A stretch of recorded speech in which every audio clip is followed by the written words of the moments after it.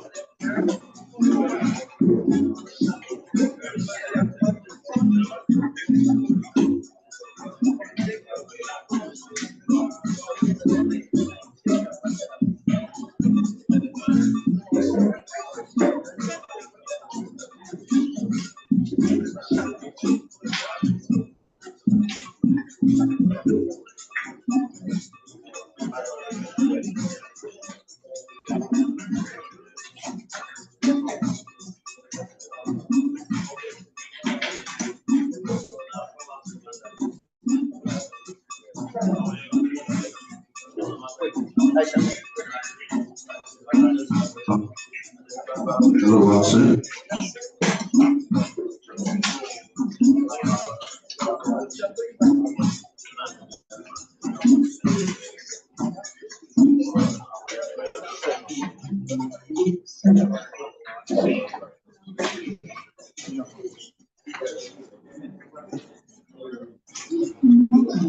Bluetooth connecting. Please wait.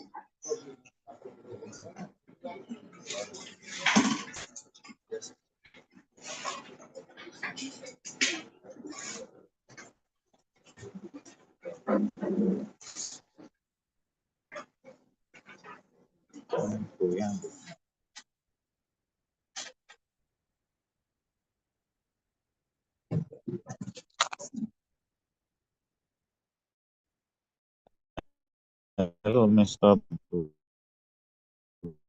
Yan, Lukman. Di masih nggak chat.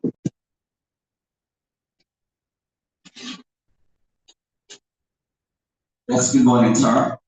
Good morning, Mark. We want to sincerely appreciate you all for coming to the 6th edition of Nigeria Security and Civil Defense for Lagos Public Relations, which is an initiative of the Public Relations Unit of the NSCDC Lagos. And started in 2024, precisely the first edition was on. It has been offline and also a physical clinic. We will start very soon. We want to really appreciate all of us, our patients, especially those who have been here before time. They have to step out, do not things, to wait for others to come. We sincerely understand the issues around this corridor, terminal bridge traffic, that because of your passion, because of your love for the NSCDC, you have made yourself available to be here. We appreciate that. We have those who are taking care of protocol lists. In case your name has not been printed down, please, you can do that at the entrance. And in case you have not also given us your name for us to recognize you, and also signal myself, we can do that. So, yes, we might have need to use maybe the convenience somewhere around here, please. Right? And NSCDC, one of our core mandates is to manage disaster. Oversee and oversee, because we assure you that this place is well secured. You don't have anything to worry by the special grace of God. Without much ado, we will try to cover for the time loss, because we're supposed to start this event by 10:00 hours and end by 13:00 hours. We understand that we have to wait for one another to ensure that we have a successful outcome at the end of the day. So we would like to start this event with the national anthem, and that will be the first stanza of the national anthem. After which we now take the national prayer, which we are going to recite. Now, first stanza of the national anthem. I'll be your compare for the 6th edition of the NSCDC Gospel, and I am Superintendent of Corps Oluwaseun Oluyewolori, Public Relations Officer, NSCDC Lagos. Shall we rise to take the first stanza of the national anthem, our dear country, Federal Republic of Nigeria? After the count of 2, 1, 2, go. Nigeria, our native land, no tribe can completely in brotherhood we stand. Nigerians all are proud to stand as sovereign motherland. Thank you so much. While we are still standing, we will recite the third stanza of the national anthem as our national prayer for this event today. And it will be after the count of 2. 1, 2, go. O God of all creation. That means that we don't always study this national anthem. Please, let us study national anthem very well. I did that deliberately. Let's go after the count of 2 again. 1, 2, go. O God of all creation, grant us this our request. Help us to build a nation where no man is oppressed, and so with peace and plenty, Nigeria may be blessed. Amen. Thank you, and I will sing. God bless you. Yes, clapping is a form of exercise. Clapping is a form of exercise.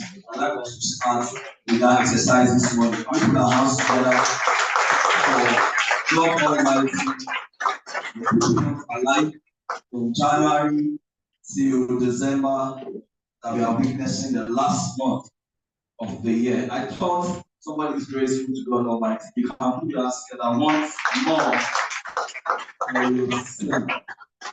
Thank you so much. I want to believe that with that exercise, you must have, done some of the two things like beneficial and health. Yes. This event would have been possible from the onset, if not for the authority of one man in Lagos. And this man is someone who I respect so dearly. He's a collaborator, he's an enthusiast for synergy. He loves peace, Lagos State. Anywhere he finds himself to work, carries us along. He loves us to share ideas that are progressive and push the cause forward. And I'm talking about our dear state commandant. Though he's our dear state commandant, but he is my dear state commandant. He's my direct principal. And he's none other person than Mr. Adedoto Sunday Keshiro, state commandant, NFC State Command. He represented in this event by Deputy Commandant of Afuya. So let's put our hands together for a minute.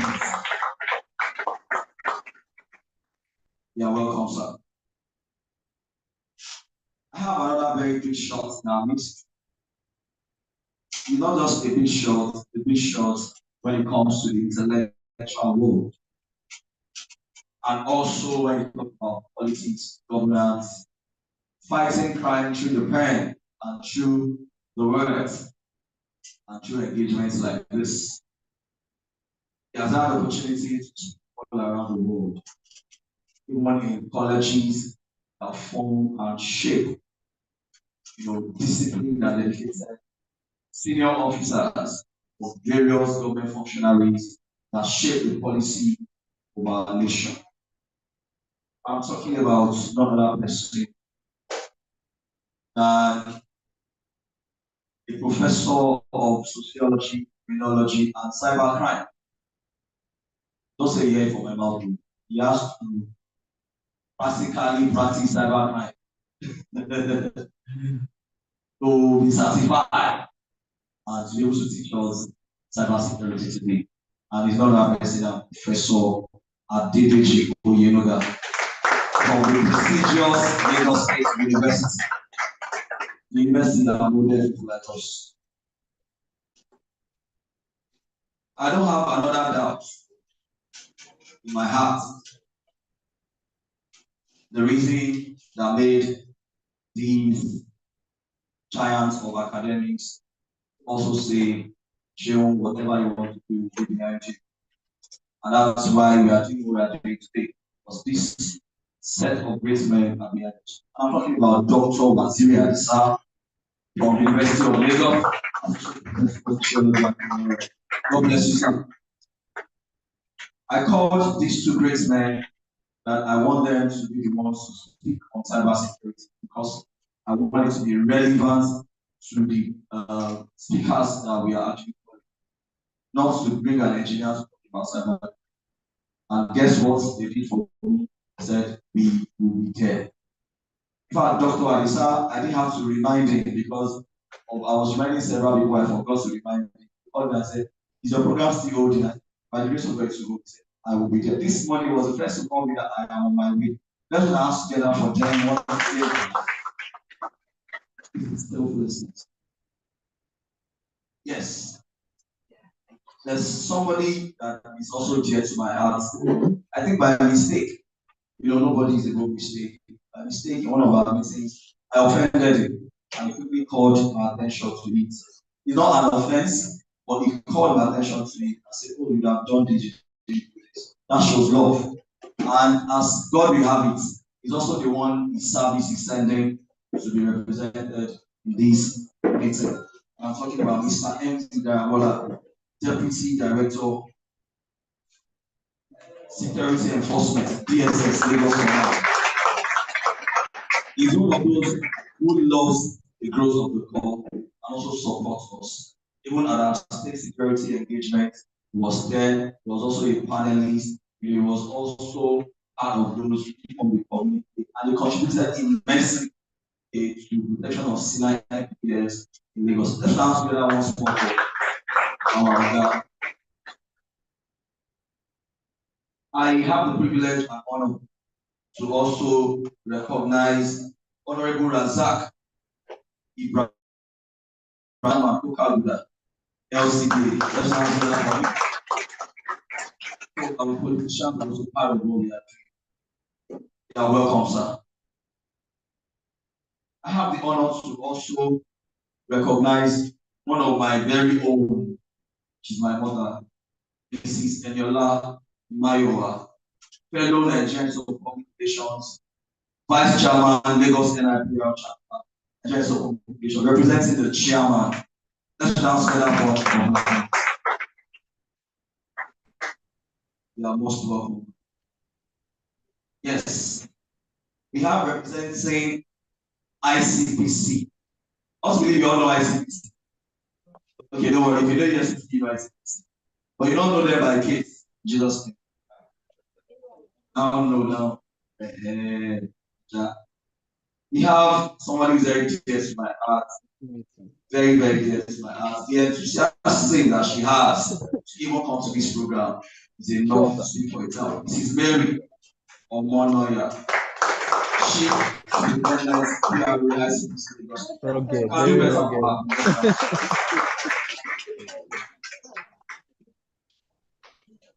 I have in no respect other it's so green. somebody who's very dear to my heart. Oh, you go pop Dearest out. of my heart. If you don't green, So you you go can pop underline out. that. You go know. She has been in all my programs. So long it's sharing, she'll be there. Even if I'm offering an event, they say, oh, would you like to join this program? Why not if I'm? She's like that. She loves progress and all of that. She has met the state commandant, she has met the current force PRO, a whole lot. She does a lot of other services, not only civil defense. What she's going to be doing for us today is what we are supposed to pay her for. But guess what? We are going to get the money to pay this very fantastically looking woman. I went to her doctor, I was tempted, but she's Mrs. Cindy Eze from Lake TV and on their personality. You can do better for her.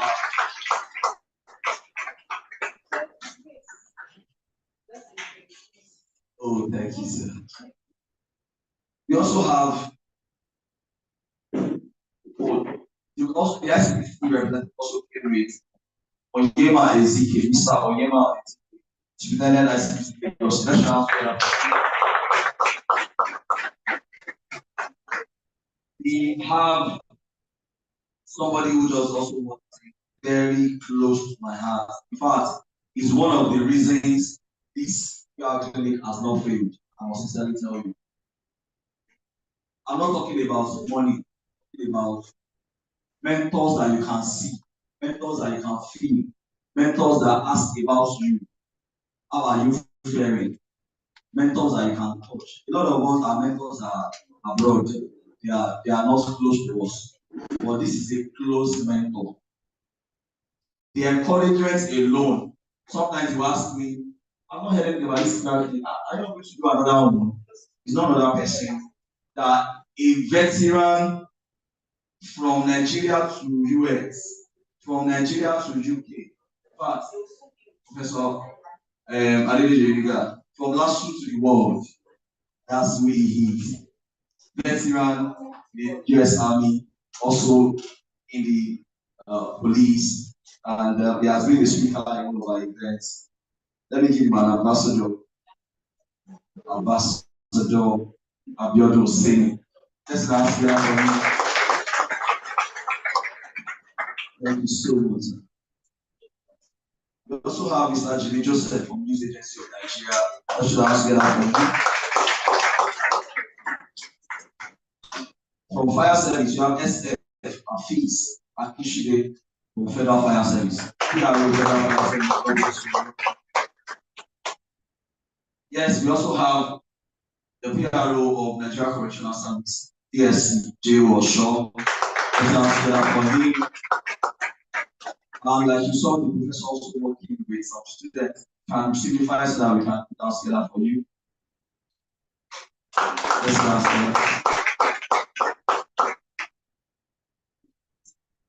Thank you so much. I want to also appreciate and recognize one area commander. I intentionally called everybody so that I will talk about him when I want to recognize him. One area commander who has not spent up to 5 months, but he has piloted the building of 2 divisions by stakeholders in his area, big command. In Monta is I handled it, I was there. The Oba loving, the people loving, his name everywhere, not because of anything. The man is available for work, and he has pushed all his division officers to be available. He's also going to be on the panel session. I'm going to be doing some recordings there. He is none of that person than Assistant Commandant Anerundo Yeshola. Let's now speak for him.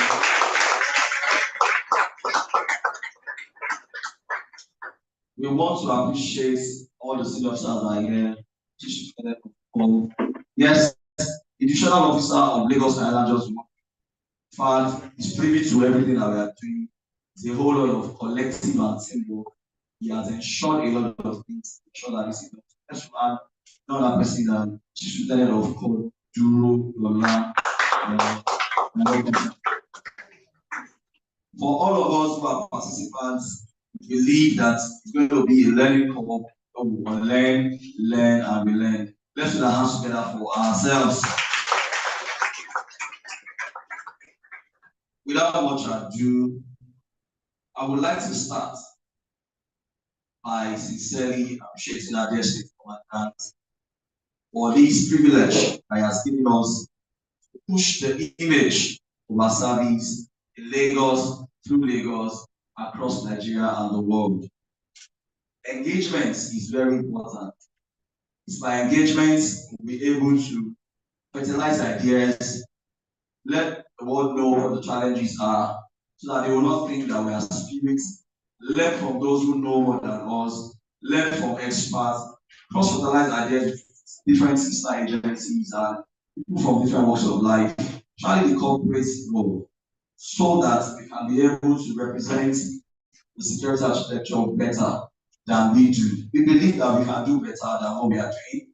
We believe that this is not the thing for NSCDC Lagos. We believe that with the import of what they are going to tell us today, because we are here to be lonely, to learn from our heart, we are going to change the narrative. Now, concerning our mandate, which is protection of physical national assets and infrastructure, we can't do it until we hear from you. We can't do it better until we also learn from you. There are a lot of things that you know that will benefit us. And that's one of the major reasons this initiative came about. And I keep giving kudos to our dear state commandant, Mr. Ilos Okeshiro. And when we conceived the idea in the public relations unit, in 10 minutes, he approved the letter, and this is the fruit of that letter I approved last year. We have done 4 editions in 2024, which are physical and online, on various topics ranging from food security, private security, investment, protection of physical national assets, and the rest. We also delved into mining because the core and necessarily responsibility of the mining sector of the resources of Nigeria. You can see what the core is doing in that regard. We have been able to scale up the revenue of the mining ministry of 16 billion, 13 billion, and we're also projecting over 16 billion for them. And this is not far-fetched because the country, the government continues to give civil an opportunity to do what we can do. I won't say there's a doubt in my heart. For this new assignment that has also been given to us, most of the mandates in our hands have been delivered successfully. And I believe and I pray this one too will not fall short to be delivered successfully. In Jesus' name. Today, the 6th edition, we are going to be looking at cybersecurity, a panacea to ending economic sabotage in Nigeria, and we are looking at the role of NSCDC. I want to look at what can we do with these tools in Lagos.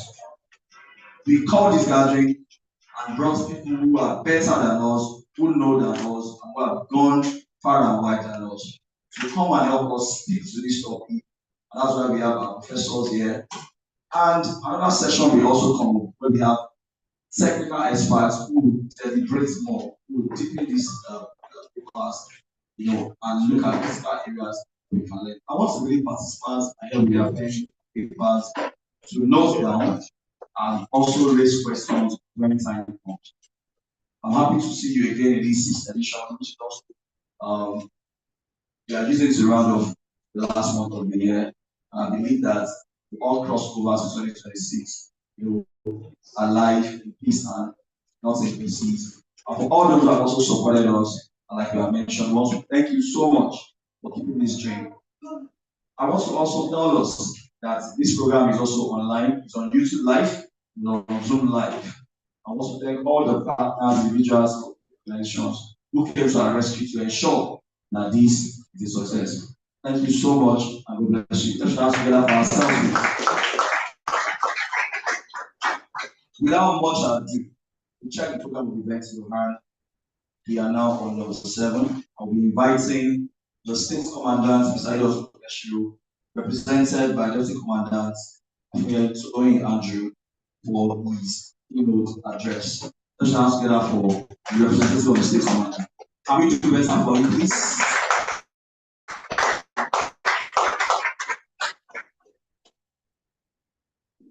Thank you very much, Public Relation Officer. The head of security agencies, the guest speakers, other speakers, discussants, the public relation officer for other security agencies, and other officers here represented. And I also salute the press seated and everybody here all together. I say you are heartily welcome to this 6th edition of our PR training NSCDC Lagos State. Are we glad for ourselves? Firstly, I want to tender a very sincere apology on behalf of my people, Commandant Manidot Pechiro, who will have been here in person as usual. But funny enough, he was preparing himself when I was informed with Babila. And I'm sure we are not even ignorant of what is presently driving us in Nigeria as of today.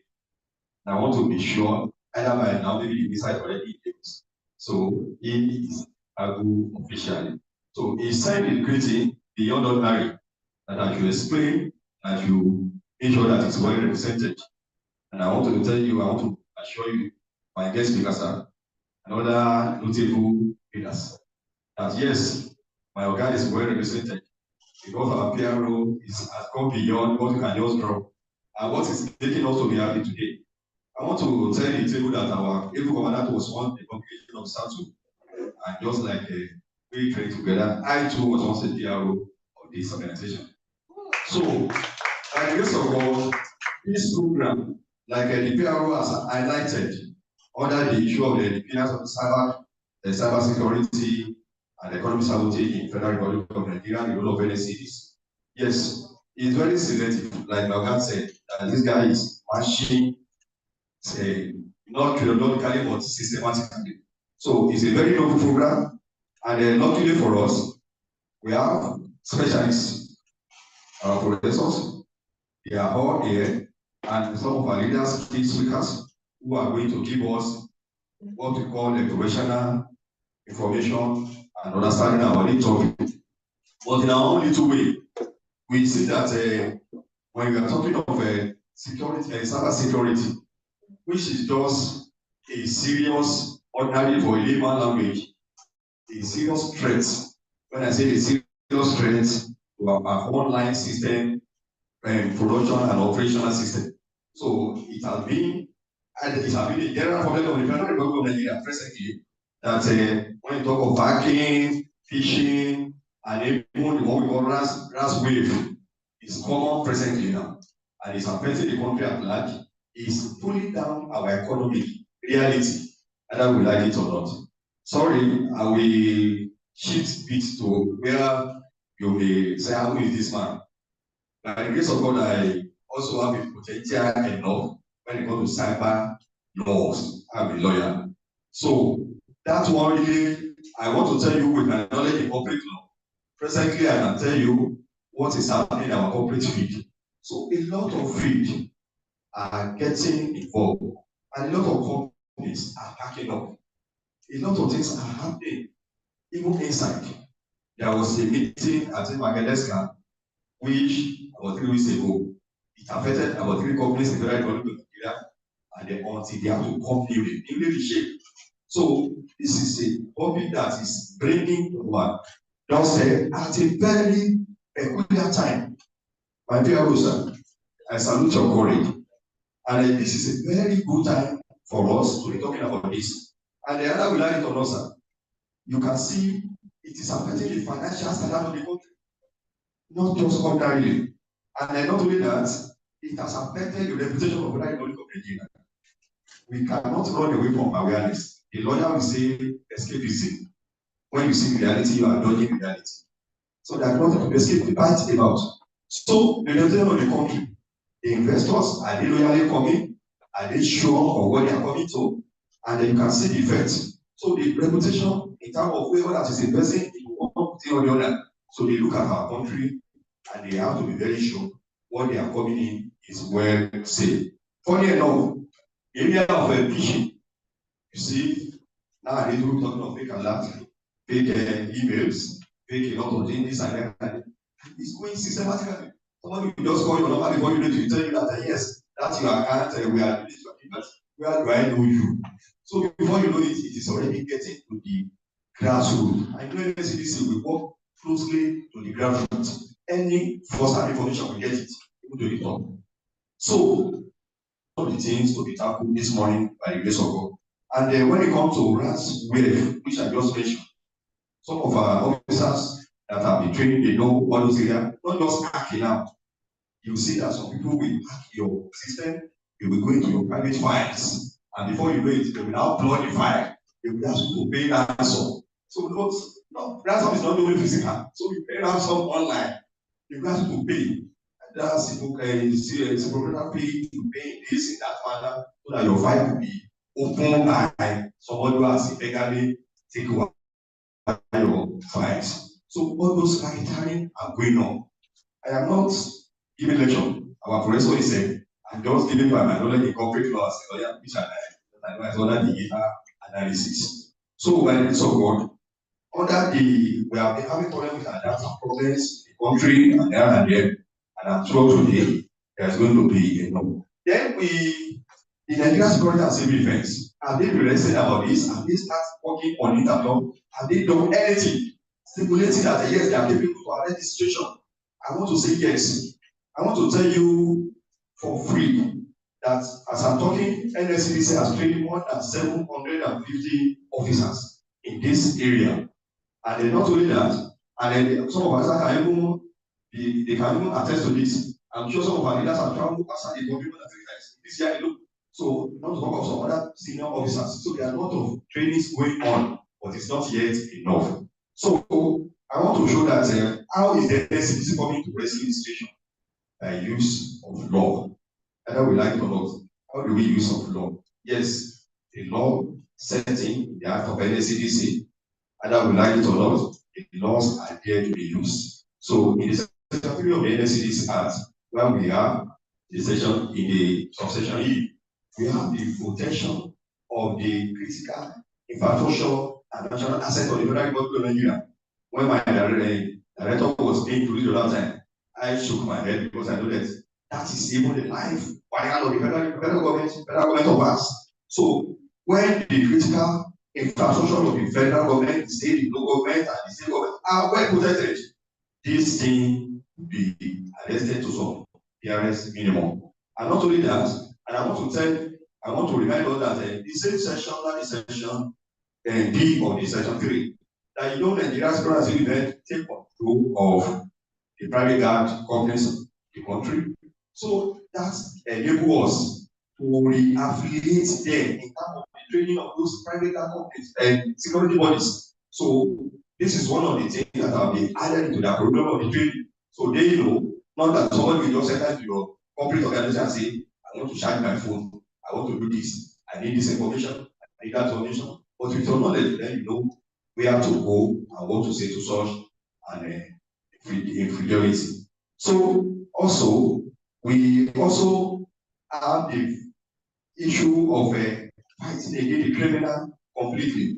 So in the area of criminality, fighting against the oil spilling, which is major economic sabotage, fighting against the poison company poisonous in private and the corporate sectors, and a lot of things.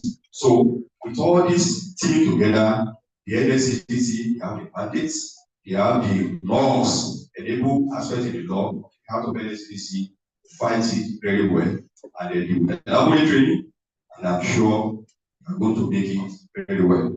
And lastly, with our discussion here today, which is one of the very important for that we're going to elevate or go to promote the fight against sabotage in the Federal Republic of Nigeria. I sincerely welcome everybody, welcome our guest speakers, welcome our leaders, the head of security agencies, everybody to this December meeting, let me call December meeting. And I pray it shall do us a good way. And with the greeting of my commandants, once again, Commandant Sunday Adedotu, that everything will work well. And at the end of the day, we all listen to say, yes, we have a country of ours, proud of our country, the Federal Republic of Nigeria. Thank you. We hereby declare it in full. Thank you so much, sir, for that wonderful address. I think the commandant's representative deserves a better round of applause.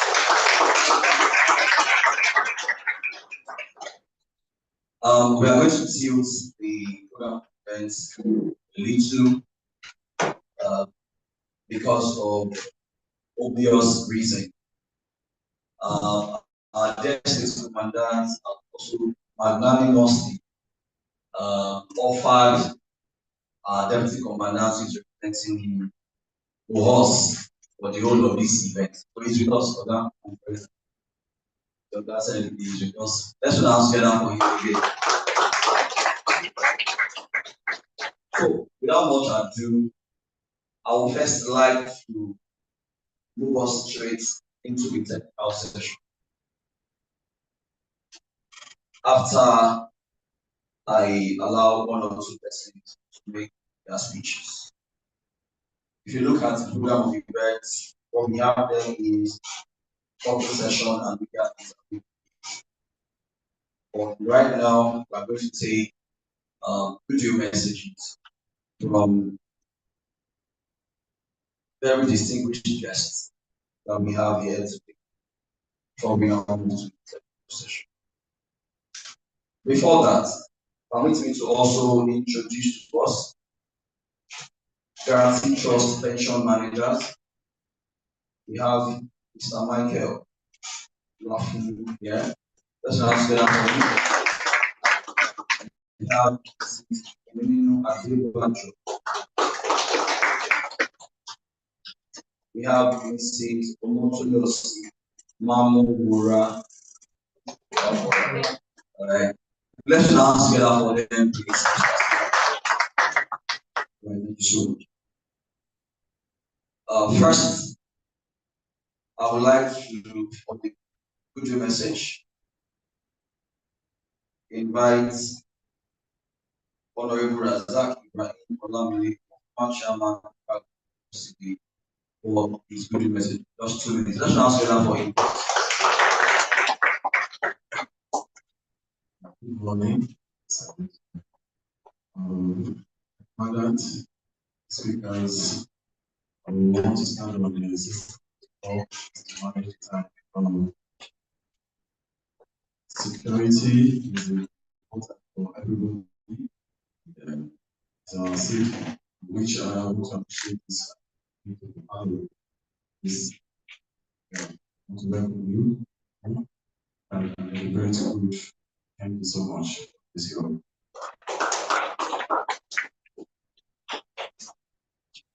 Thank you so much. We would also like to have deputy directors, second enforcement, DSS, because starting from the let's ask them for that.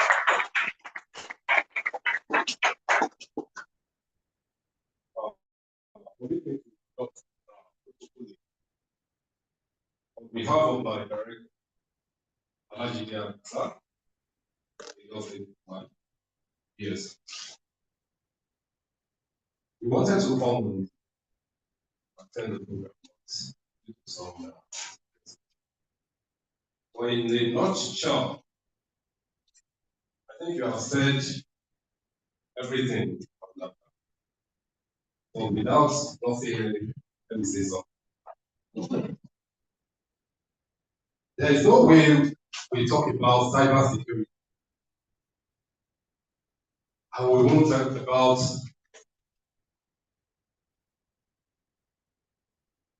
cyber stealing, cyber stalking, and the rest of it. And we know what this is doing to our economy. When I saw the topic, I was really amazed, and that was why I said, comments. I read economy, and I was trying to look at the dimension that this will take. If we look at our economy today, we discover that without economic stability, we have no place to stay. Look at insecurity that is currently ravaging mandatory kidnapping every day. Even as we are here, even as we go online now, you see that one or two cases per day.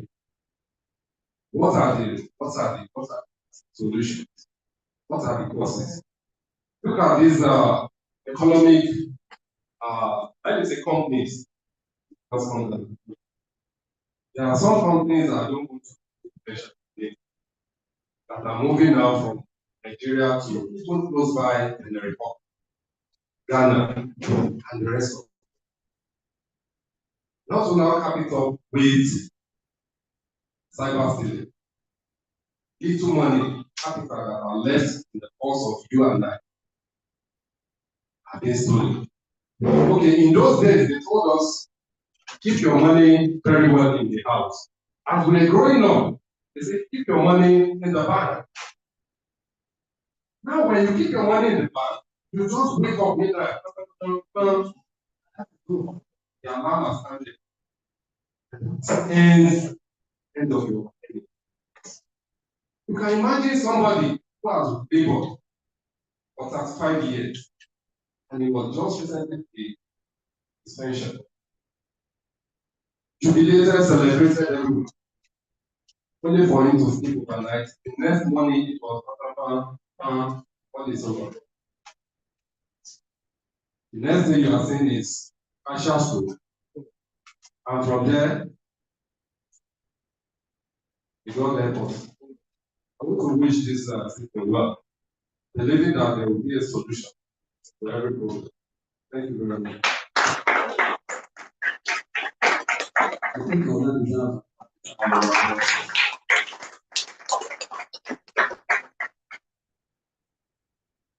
we'd like to also take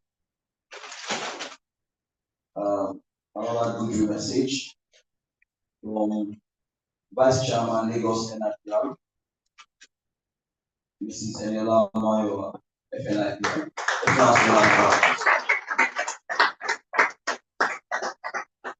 Thank you very much.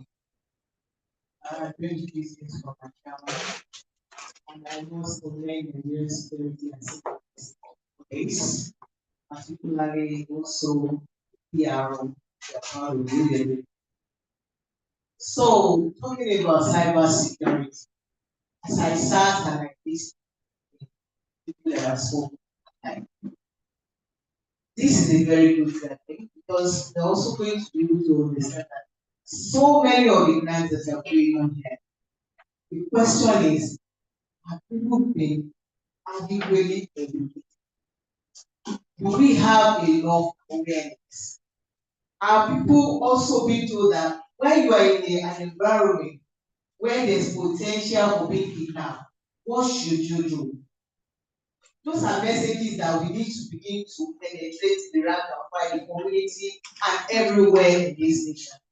And when we talk about cyber security, just like the DSS boss have already said, I mean, there's a lot that needs to be done. We've had situations where people go bizarre, where people lose their health, where things just went wrong because the entire savings was done. We need to constantly, persistently do this so that our economy can be protected, the people's life can be protected, the earnings can be protected, and the nation can be protected. So I think we are in a good gathering, and we hope that at the end of today, many of us will take things away that we're going to share in our influence and in our communities. Thank you so very much.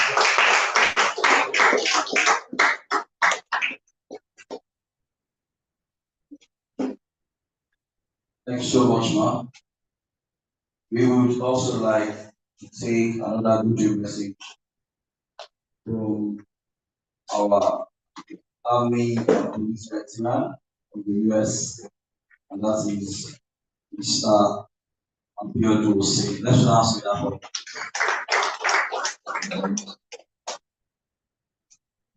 very much for this. Very appreciate it. And the current situation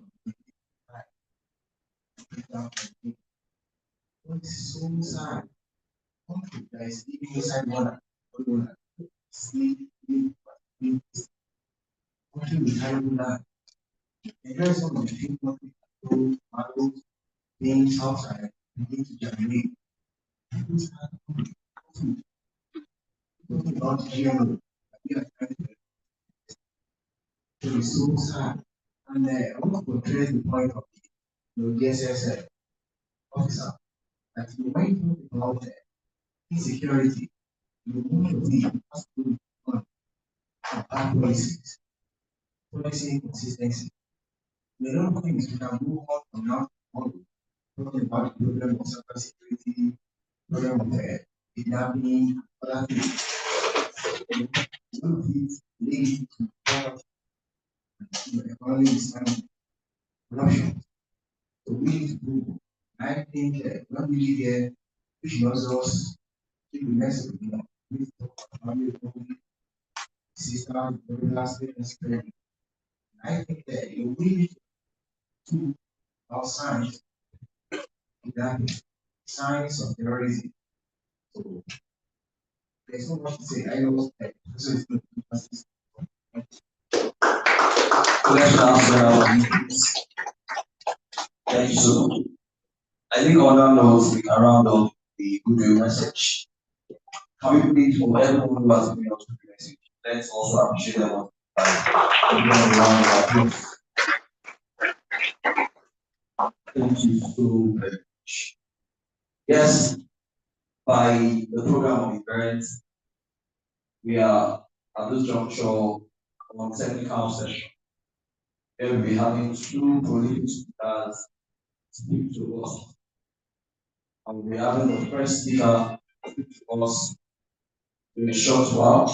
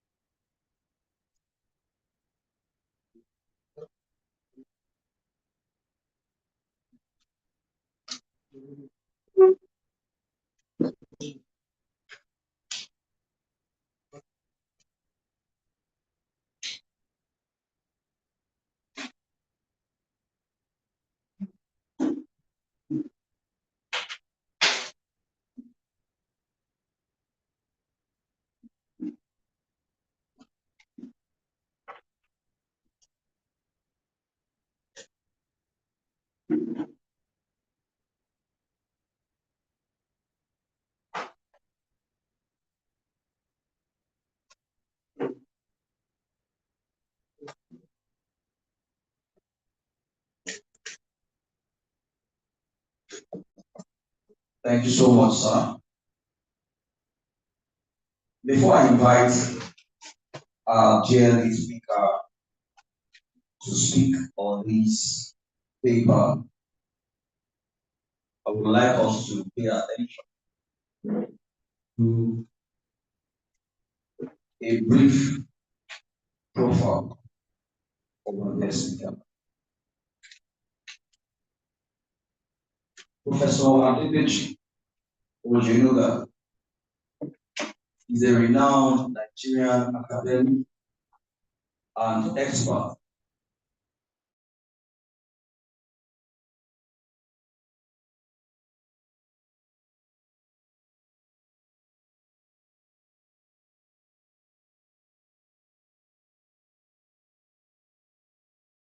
in criminology, social problems, physical cybernetics at Lagos State University of Academic Research and Security Education. Education includes degree from Lagos State University, 2001, degree from the University of Ibadan, 2005, PhD degree from the University of Ibadan, 2017. Research interests of our dear speaker includes criminology, social problems, deviant behavior, physical cybernetics, cybercrime, subculture. Awards and recognition. Pedestrian Laureate, 2007. Education for Justice Ambassador, UNODC 2018. Core Learning Partner, 2019. Ambassador of Peace for Criminology and Strategic Studies, 2021. Distinguished Fellows of Criminology and Strategic Studies, 2021. Publication. Lead author of Security Education for Basic 1, 9, the Nigerian Education System. Published articles in learned journals locally and internationally. Affiliations.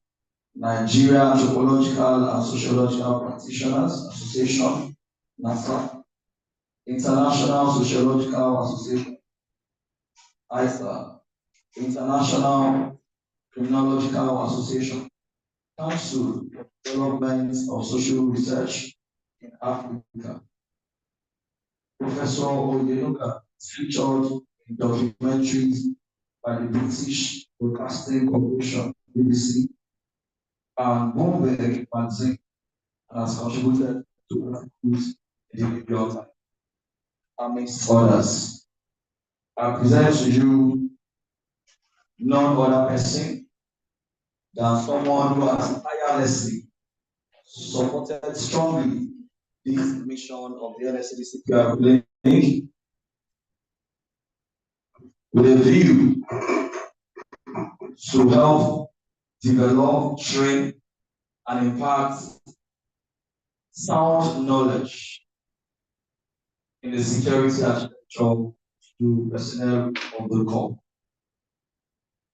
He is dear to our hearts. We love him so much. And we cannot but always have him at any time that difficult. We have before us Professor Adedeji.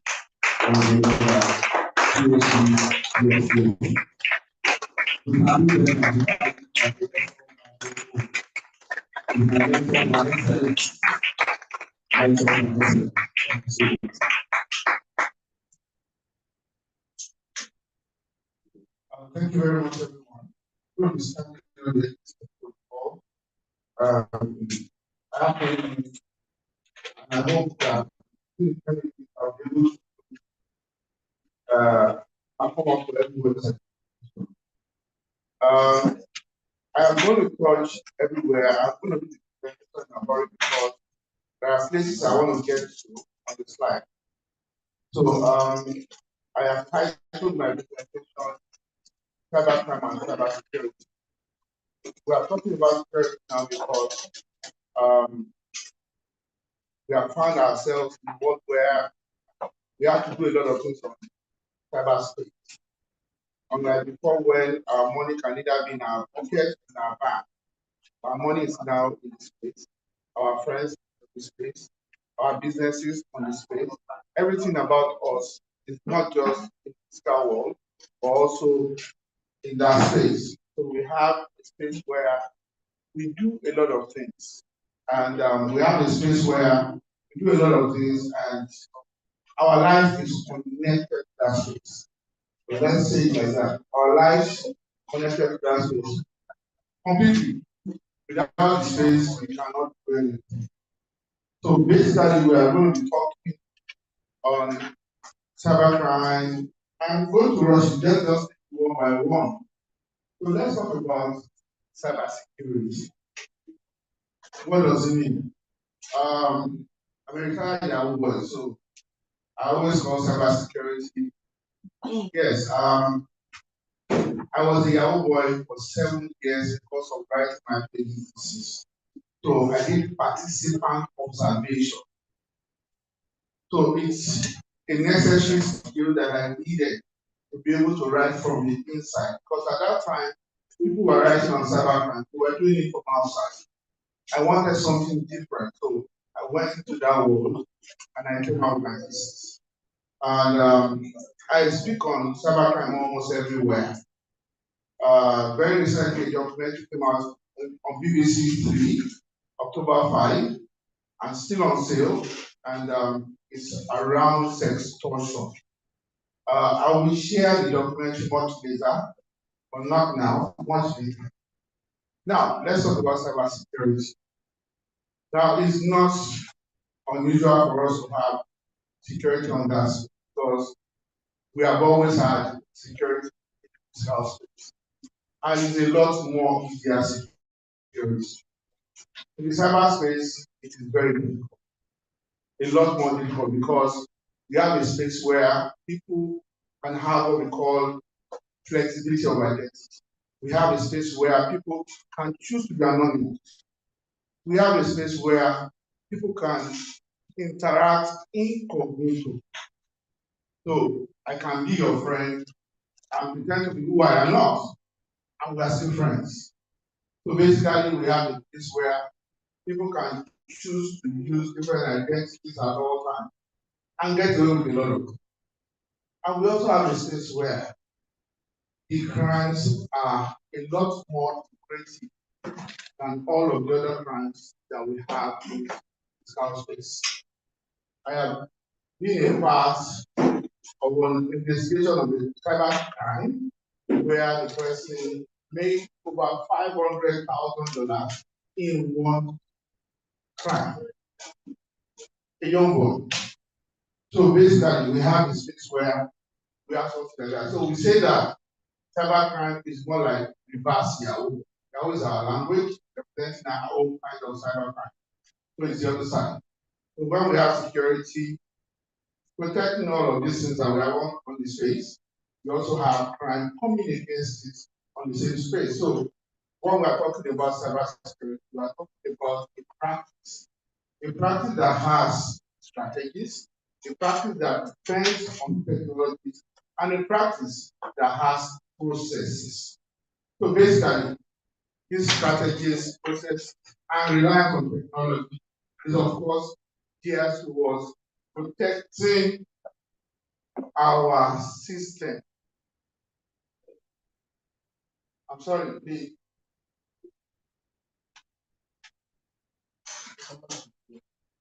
slide is not moving. Yes, okay. We're here towards protecting our computer systems, protecting our networks, and protecting our data. So collectively, we refer to the three things here as digital assets. We have assets everywhere. There was a time my lecturers at the University of Ibadan did not have ATM cards because they did not want anybody to take their money, whether we have it or our monies are there. So basically, we have something that is not just a simple process, but something that is relying on technology, something that has practice, and something that has process. Now, when we're talking about cybersecurity, a lot of people will think that cybersecurity started when the internet went public, and that's not true.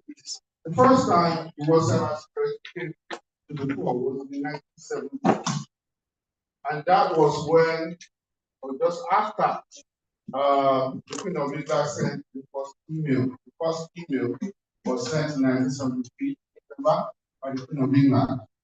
After then, the internet became something very popular. And the issue of security became a necessity at that point in time. For those who have studied the internet, you know that there was NSSnet, there was NSFnet, and there were a lot of nets. And then all of them put together, beginning from ARPANET and becoming the internet. So we have cybersecurity being an issue since then. In the 1980s, antivirus companies came up and started helping us with better systems. And by the 1990s, when the population started growing on the internet, it became something that required much more skill. So today, we use less of our antivirus, but we rely more on our Windows Defender. And then we realize that they are still not enough. Then we come up with advancements in cybersecurity that we may talk about here. I am a criminologist. I am an expert in cybercrime or cybersecurity, but I do well in cybersecurity too. I know we have 20 minutes. I plan to make a good use of 20 minutes. So, what are the importance of cybersecurity? One, protection of sensitive information. Protection of sensitive information. When there is adequate security, then of course we are certain that whatever information that we have saved on the network, on our system, or kept as our data, they are safe. Am I communicating now? Secondly, we have continuity of when there is security, our businesses have flow, because people don't just do business in the physical space anymore. We now do most of our businesses in the cyberspace. And that, of course, gives us the opportunity to expand our reach. Then, the third one is maintenance of national security. Now, this is very key. And this is where we all come. I'm also wearing it. Yes, I am not a lecturer that likes to stay only in the classroom. I practice in and I'm actively involved in a lot of investigations, real life investigations. So I collaborate with the police, I collaborate with NSCDC, I collaborate with NCCC, I collaborate with EFCC. I also collaborate with German police and FBI when there is a need. We are partners in security. So on my side, I need to prove to people that lecturers are not just theoretical. We are practical people. And that is why I have come out to prove a point. And so very soon we'll be seeing some of the things that we have done. It comes to the public very soon. So the next one is maintenance of national security. We are all needed at that point in time. There was a time I was in, for 2015, I was in Senegal, and it was a time when the government over there wanted to work against the monopoly of the American government, and they wanted to use .sn instead of using .com.sn or .co.sn. They wanted to have .sn. And what happened to them? Somebody somewhere or some organization somewhere hacked into the system of their government and became a problem. We were at a program with Panacea at that time. We were about 10, 5 English speaking, 5 French speaking, and then we all sat together. And the government invited us and said, what can we do to prevent things like this? So we were able to help them at that point in time, way back in 2015. Now, we also have another one, which is prevention of financial losses, reputational damage, and legal repercussions. Now, if all of these things that we call assets are safe and intact, many things will also be safe. Our monies will be safe, our reputation will be intact, and then there will be no need for people to suffer certain losses because of the things that are happening to them. I cited one example at the bottom there. There was a time that this one war attack in Europe called WannaCry. And that one war attack affected over 200,000 systems in Europe. And all of them lost a lot of things. At some point in time, the government had to compensate most of them and came up with a decision and policy on cybersecurity that I'm going to mention at the part of this presentation. I know that I have 20 minutes. Now, these are the types of attacks that we have in cyberspace, not limited to the examples that I have here. But I'm just going to talk about this one, and then we'll talk about those other ones that are interpersonal. So we have here malware, phishing, ransomware, denial of service, zero-day exploits. Malware, I think somebody mentioned that earlier on, and that has to do with sending viruses from other people. Phishing here is where links are used for collecting data about people. And when you drop your information, you become a victim. And then we also have ransomware. Here you are using a software, an application, and it was so good. And then at some point in time, because you have used it for so long, it locks you out. And then it tells you to make certain payments before you can use it again. Just like paying ransom where your data has already been kidnapped. So that's why it's called ransomware. And denial of service here is use of artificial traffic to create problems.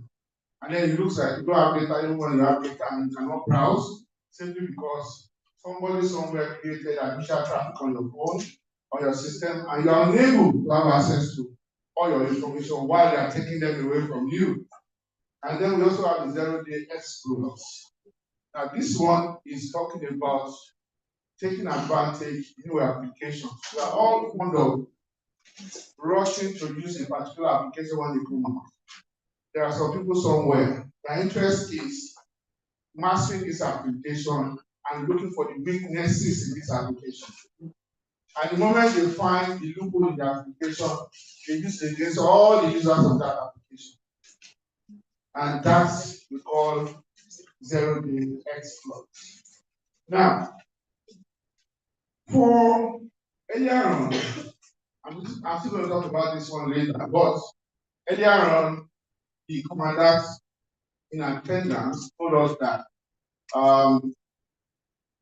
there are some roles that we're expected to play as officers of the law. And one of them is for us to campaign, educate people. Now, this is what I call basic prevention skills that I feel everybody should have. Now, I want a situation where everybody here can help a person to recover their WhatsApp if they are taking right now. And that's basic. I want a situation where the commandant here and everybody present can have a way of tracking themselves without necessarily paying for a tracking device. These are basic, but then these are things that I feel everybody should know and everybody should educate some other people on them. And the first thing is for us to understand that if we really want to be safe, we have to practice personal security and also help people around us to also practice personal security online. And one of the things to do is to always keep our operational system updated. At the same time, we must always keep our installed software updated. Always. Don't say that because I don't use the software, I don't have to keep it updated. We must keep it updated at all times. Secondly, if we have softwares on our phone that we do not use, uninstall them because you are wasting data to update them. I understand that part. Remove them because if you do not update them, you are leaving a room for them to penetrate into your system.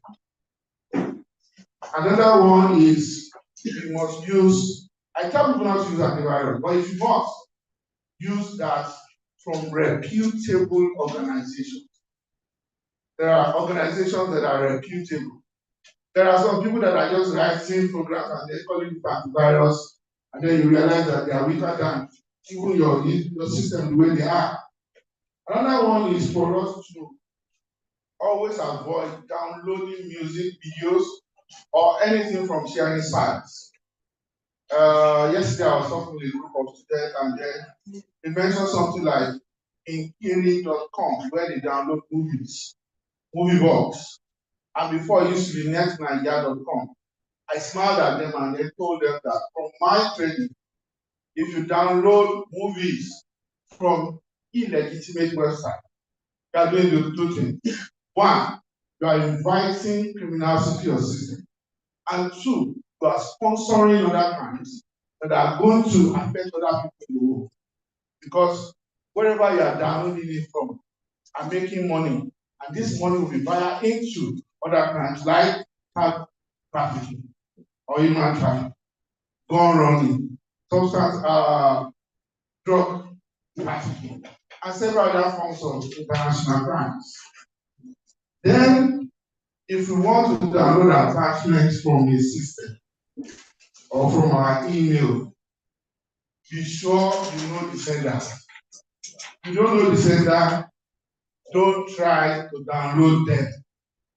Don't at all. Because if you do, you will might be likely in trouble. Now, another one is that if you want to enter personal information, don't put them on unknown website. Be sure of the website. Let it be a known website. And you must also try to confirm the correctness of the web address before you start writing your information. It would have been a known website that looks like the original website. Now, if you have these basic skills, you are on level 1 protection for cybersecurity. And this you can use as some of the things that we must use to campaign to people because they are very, very important. Now, when we're talking about cybersecurity has standards and framework. And generally, there are 3 standards. And we're either doing it to prevent risk, or we are doing it to protect information, or we are doing it to protect our data. Now, most times, it's always good to combine. So, as you are preventing risk, you're also protecting your information and data. And that way, everybody is safe. Now, we have names here. The last one is General Data Protection Regulation that was brought up by the European Union due to the effect of the WannaCry malware.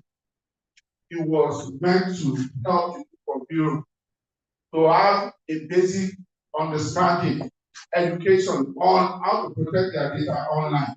So we have links there, and but I'm not going there. That's not the final definition.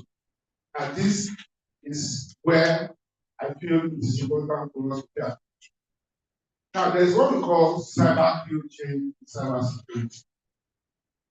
The moment you understand cyber kill chain, then it becomes easier for you to also understand security.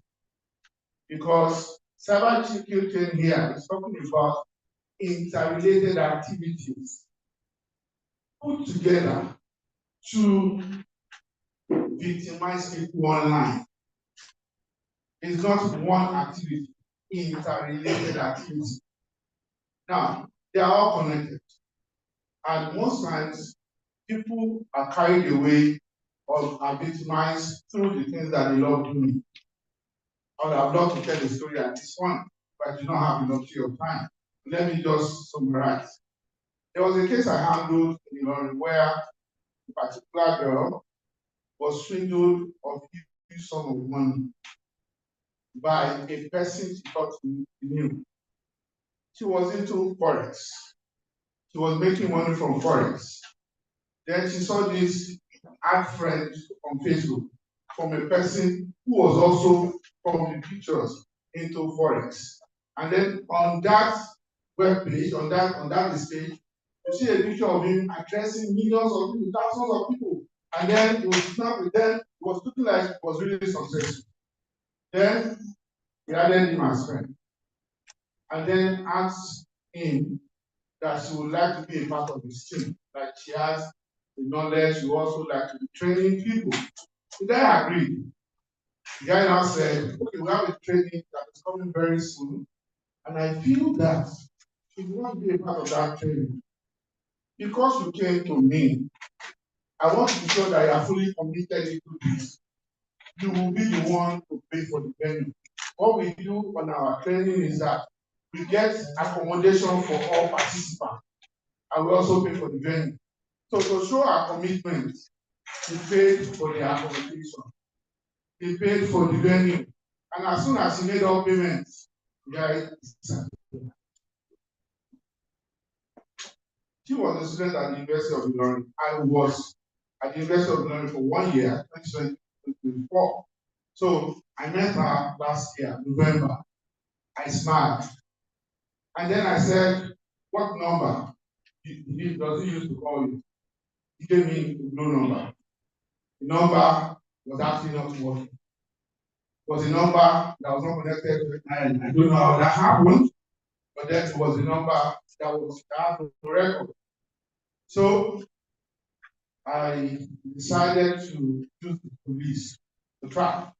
And when you track the police, they'll give you information on the phone and the other phone number on that phone. Unfortunately for the guy, it was using a that has two symbols. So we got the second phone number. Unfortunately for that guy, that was the number that is connected with BBN and NIN. So we got everything about it. That's not where I'm going to. When we continue with the investigation, we now realize this particular guy did not come to our Facebook wall by mistake. It was all planned.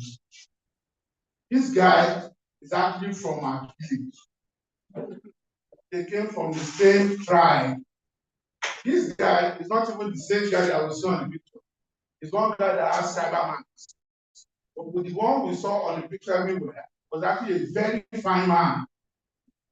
And I do not understand where he was able to get so many pictures of another person in order for him to convince her. And that's we find everywhere. And that is why I always say that identity theft is one of the first kind of cybercrime that we ever had. Now, look at that. That's just the story. And the story is going to play out here. Most people are victimized based on the things that they love to do online. The things that they love to do the most. The personality they love to express online. If you are very emotional online, somebody will come back. Whatever you do online will attract different kind of people. So in most cases, sometimes everything is planned. So when you want to plan, this is how you find out. The first one is the stage of recognizance. Here, what do? You collect data about the person that you want to victimize. I did a study somewhere, not a study, it was actually an investigation. And then in that investigation, I realized that even the people who love to go and read newspapers online, like the New York Times and the Wall Street journals, they have people that are after them. Asians, who they are sure cannot speak so much English, they have people that are after them. Because you don't need so much English to take advantage of them. So we have cases like that. And then we also do not need to throw away the fact that Yahoo Plus is real anyway. And I have evidence because I have actually carried out an investigation where it was used on a German. Let's go on. So the first stage is the stage of reconnaissance. Here you collect information about that person. To, of course, understand that person. And from there you move to the second stage where we have weaponization. Here you now design what you are going to use against that person. I have one example that I use to explain. For example, if the girl calls the number, the girl, a very fine voice, and you're a guy, single guy, or if you're not a single guy, because you like women, and then she calls you, then she starts talking, giving you one information, and you're not there, hello, I'm not sure I'm the one who wants to. And she says, oh, I'm sorry, I made a mistake. Then she apologizes, and then she goes, you will come back. You will come back. And then it is keeps dropping the phone, you will continue to come back because that to you was not an accident. God brought you to me. And that, of course, that's the truth. And that, of course, is more like a weapon. They already knew that the person likes women. They designed a woman that fits into that. No, it fits into his kind of woman anyway. And then it begins to play out from there. So they designed the weapon. After designing the weapon, you'll find a way to deliver. In the case of the girl that I mentioned to you, there were pictures of the guy where he was talking about forex. There were things of interest to her. And that was the reason why she accepted the friendship in the first instance. Anyway, and after delivering it to her, it will get to her report. And then to begin to attract her more. Because she will be seeing, or they will be seeing things that they like after getting closer, but they are not there yet. The moment they now click in, that is when they do what we call installation. And the installation, of course, will now represent what you want in that person. And that moment, the person takes over the life and continues to do what we call command and control. And the moment you plug in completely with your whole heart, that person now carries out their objective. What they are set out to do, even at the time that you did not know about it. And that's why people call it online. Now, I usually talk about this one.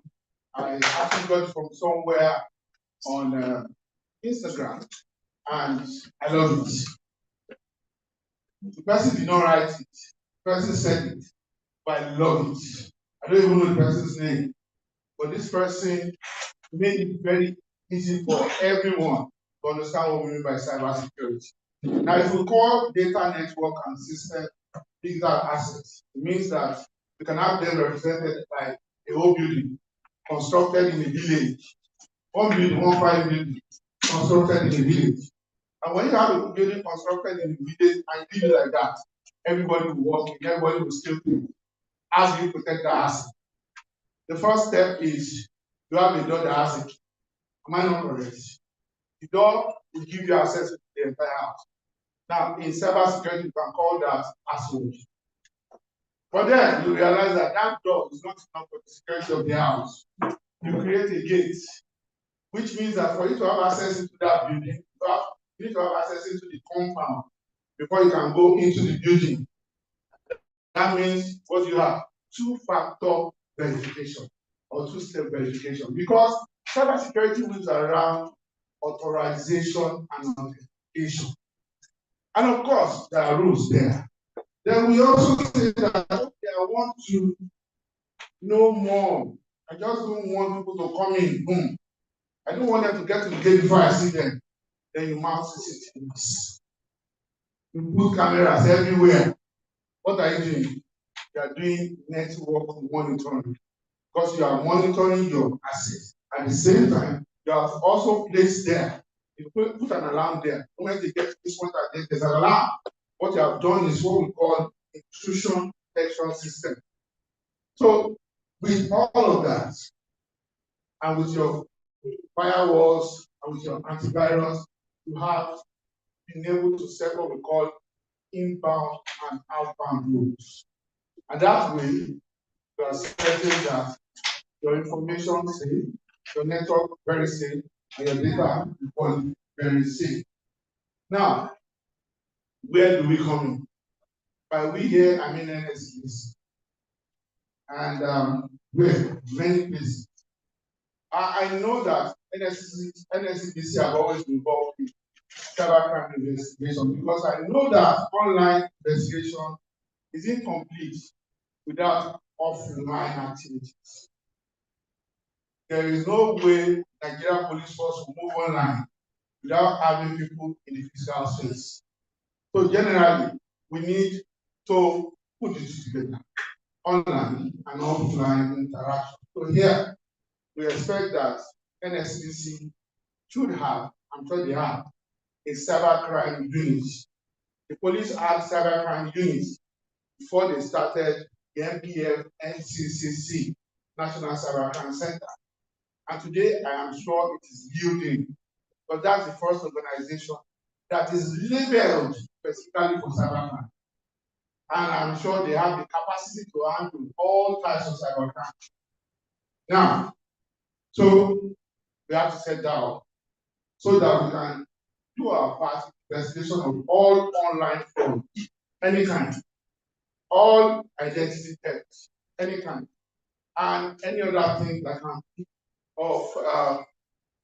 of danger to all of us. Secondly, NSCDC should collaborate with NCCC, NCC, EFCC, and other national and international agencies.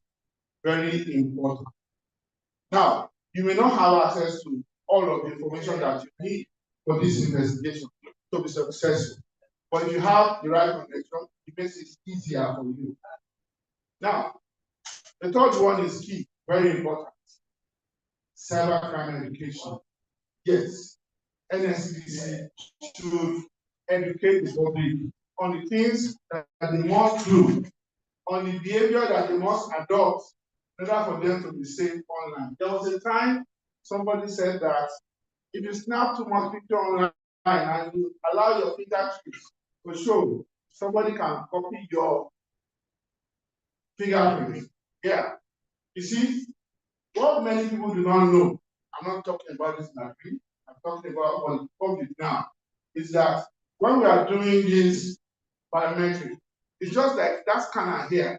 It's just taking a picture of our fingerprint and placing it somewhere, which means that if we have a picture of that fingerprint and place it there, via another means, it will do the opening. Am I not correct? Yes. And that's exactly why you must educate people. And that is why when you go to crime scene and we're able to take fingerprint from the crime scene, we do the magic. Now, the first time I went practical as a criminologist was in 2023 at the University of Ilorin. Somebody's house was boggled. And the lecturer did not know, it was the staff, not the lecturer. He wanted somebody to come and bring out the fingerprint. He was not even in the house, nobody was in the house. Then he came to the criminology department and asked, how do we get fingerprints from this crime scene? Yeah, I was not around, I was in Lagos. The comment said, all of us here cannot do it, but there's one man currently in Lagos. And I'm sure when he comes back, he's going to do it for me. And when I came back, he told me in the car, I said, in 2 days, I'm going to do it for you. And exactly 2 days, I went to the crime scene. I did the notebook, collected some non-porous information from there, collected evidence from there. Then I did the necessary experiment. Then I brought out the fingerprints. And then you look at me. Is this part of what we teach in criminology? I'm sure nobody teaches that in criminology. But it's something that we must teach. It's something that the student must have because criminology is a lot more interesting in the practice than in the theory. If I start talking about theories of crime, all of you get ideas. For them, it is theory. We need the practice. We need to have the right impact. And the right impact is on the field. So we have to create, or we have to do what we call public awareness programs. Let people be educated. Do it on radio. Do it via WhatsApp. Send information around. Let it be known by the word that came from NSCDC. The moment you send it to the social media, it gets everywhere. But social media, people create information that is being sent around. And of course, the last one is for the officers of NSCDC to be trained on digital forensics. Very important. How do we? I'll tell you one story. One of my agents here is a PhD student, but he works with me. There was a crime of a lot of money, billions, that happened in one street in Nigeria. And then we got phone numbers, then we got CDRs, and then the phone number of the guarantor and the phone number of the. And then we wanted to run a test. We ran the test using location. The location test gave us that the owner of the business and the other person not live in the same place. And then we looked like something is still missing here. So we ran another test, but this time around, coordinates. I realized that one of the phones had VPN. With VPN, the name of the location will change, but the coordinates will not change. When we now ran it with the coordinates, now realize that the same person that is the owner of the business is the same person that is guarantor to the security man that has been missing. So practically, it's either the person is only the two phones, or the two of them are always walking around together. And would have ignored that. We did not run that test. And how many of us can do analysis of coordinates of more than one telephone number? Even when we have the CDR, everybody wants to study manually. Everybody wants to do a lot of things manually. We are in the age where we have to employ all technologies to also take advantage of things. And of course, when we do, it's needful to realize that every digital asset is safe, and we have a country that is safer than before. Thank you very much.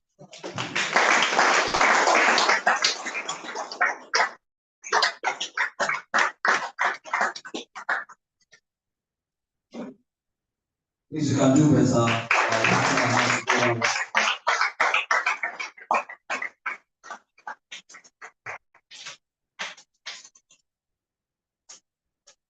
We know always that when dear professors, we always families of knowledge, oftentimes shaping and thinking on how to secure my environment. I have no doubt that our dear professor has done justice to leading and also speaking on this article like our online DSS said. And I feel and I think deserves another one.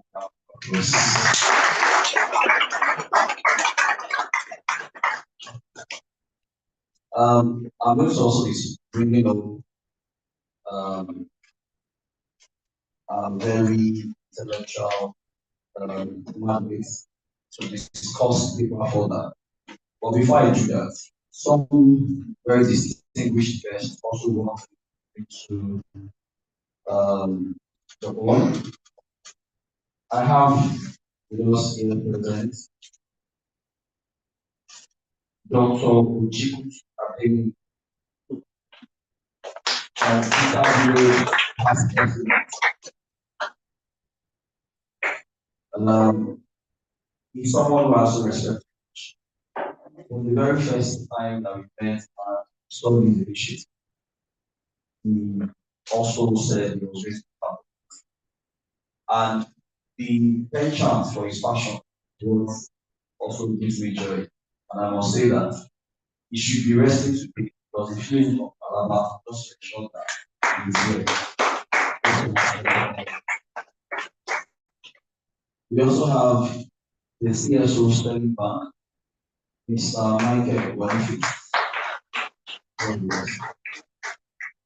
And I saw one of the great personalities who oftentimes, because of his words, a few of us were just coming up and trying to contribute to the mission that we can from our own quota and our own section into the larger complex research control of our nation.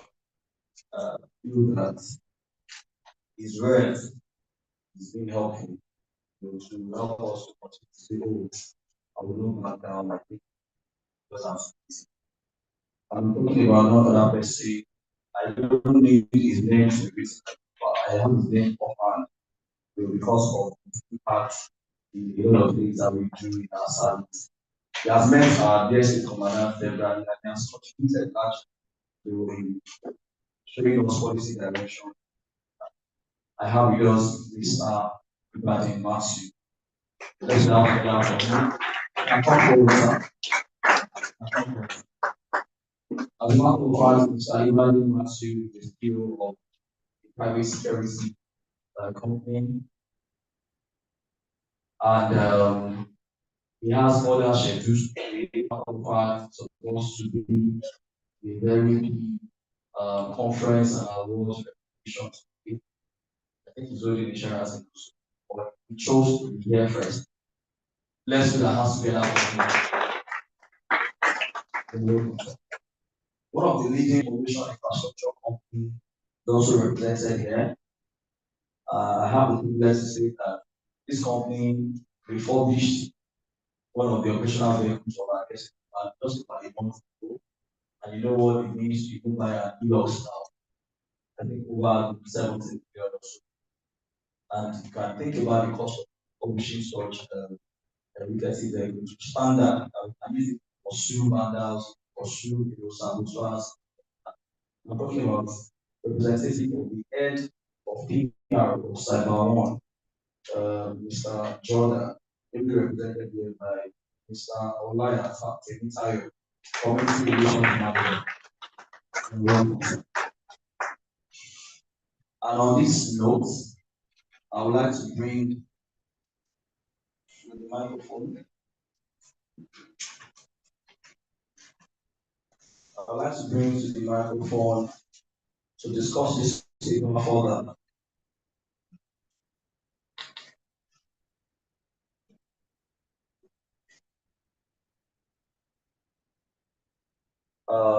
Our discussion. But before I bring it to the microphone, permit me to also let you know about him. So I will be reading this recitation. It's a very great statement, very good citation. Dr. Waziri Adisa, University of Lagos.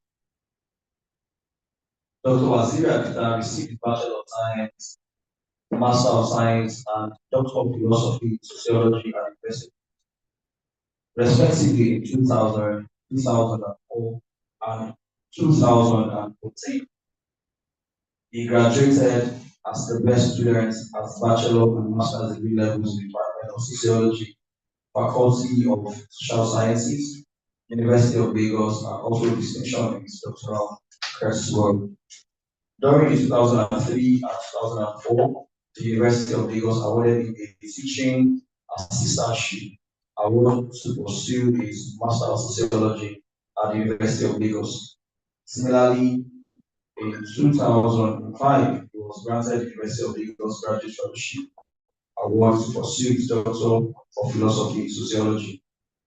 While on this program, he joined the services of Lagos State University.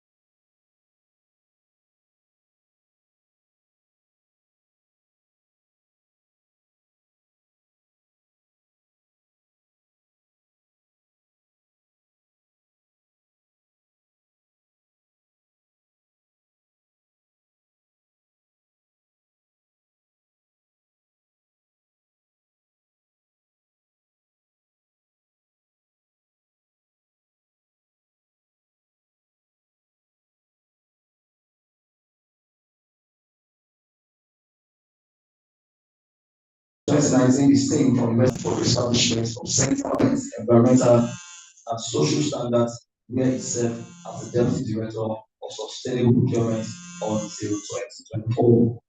He is also a well-published academic on criminology and security studies in developing countries until his appointment as president of the Tiosa Heritage Organization.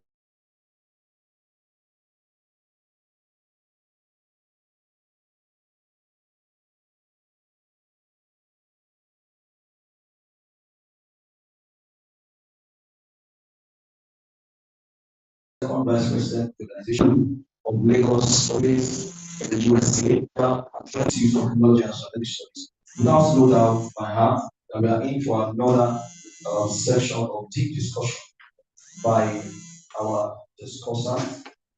I present to you with this privilege and honor, Dr. Razim Al-Hassan. We can do better.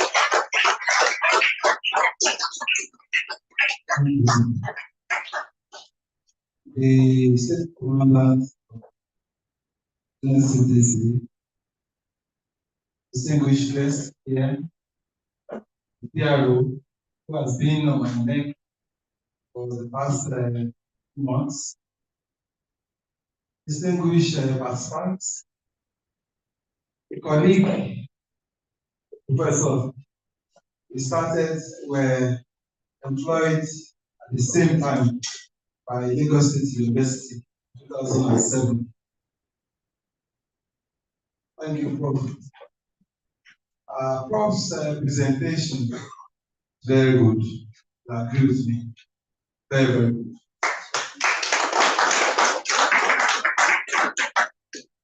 It's good because it's infused with practicals. When you are talking about cyber security, you are talking about a major threat to national security.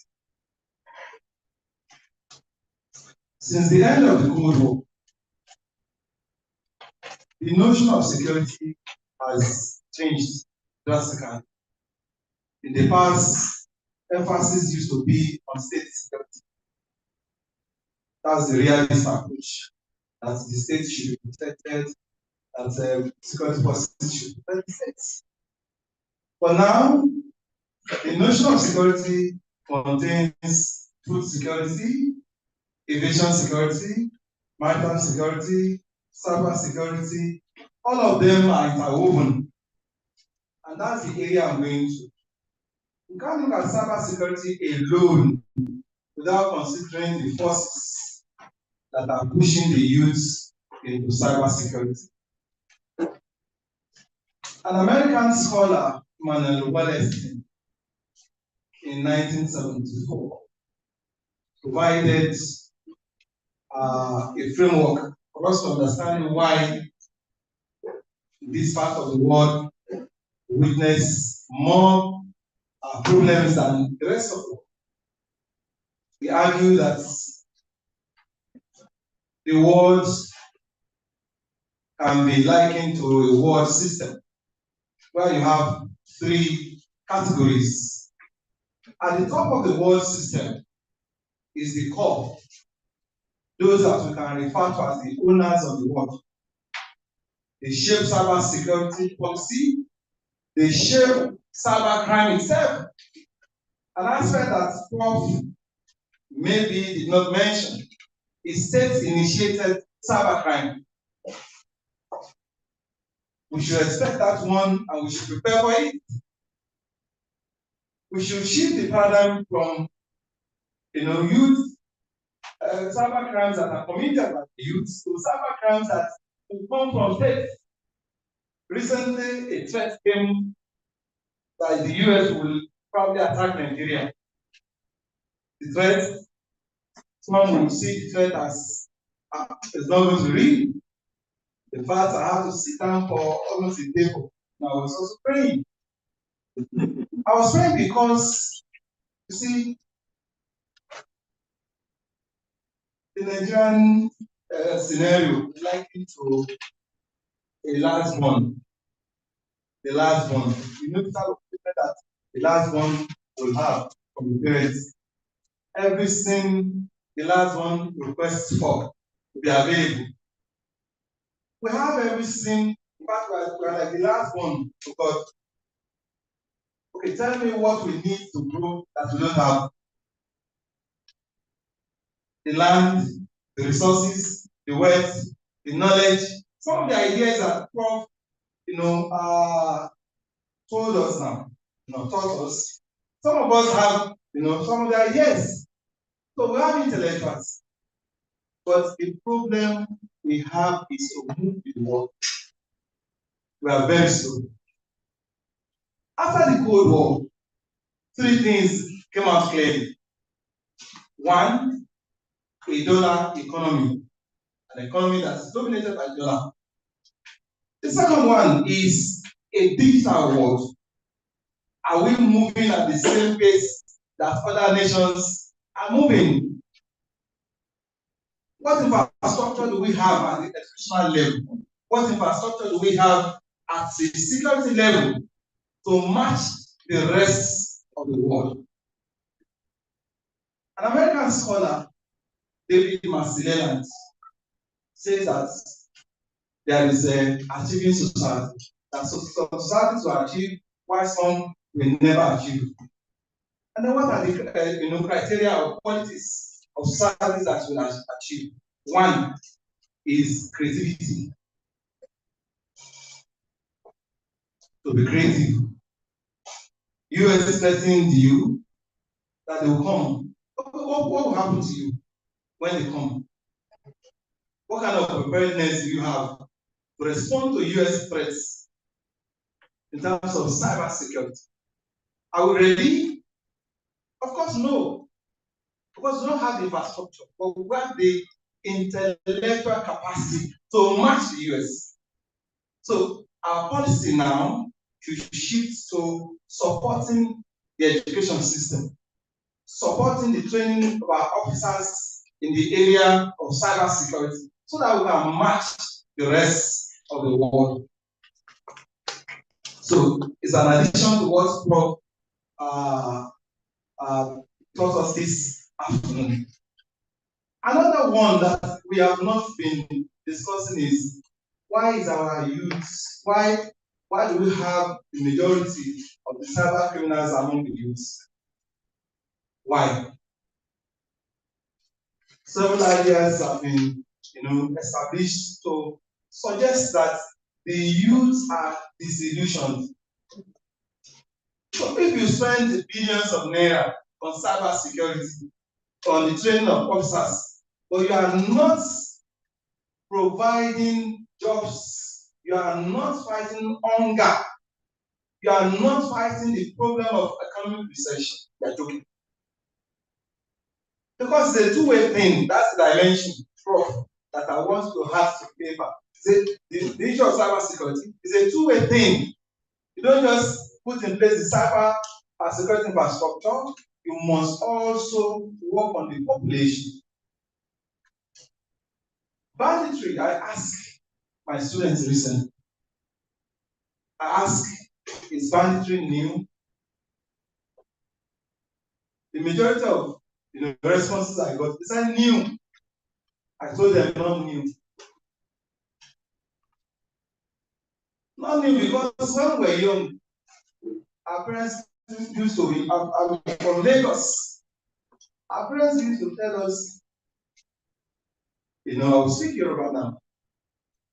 Bomo, must have heard of Bomo. Yeah. The way of Bomo. The ritualists. In pre-colonial Nigeria, bandits were there. Ancient Egypt, ancient Israel, ancient, Africa. But one major characteristic of banditry is poverty. Any country where you find banditry is an indication that there is a high level of poverty.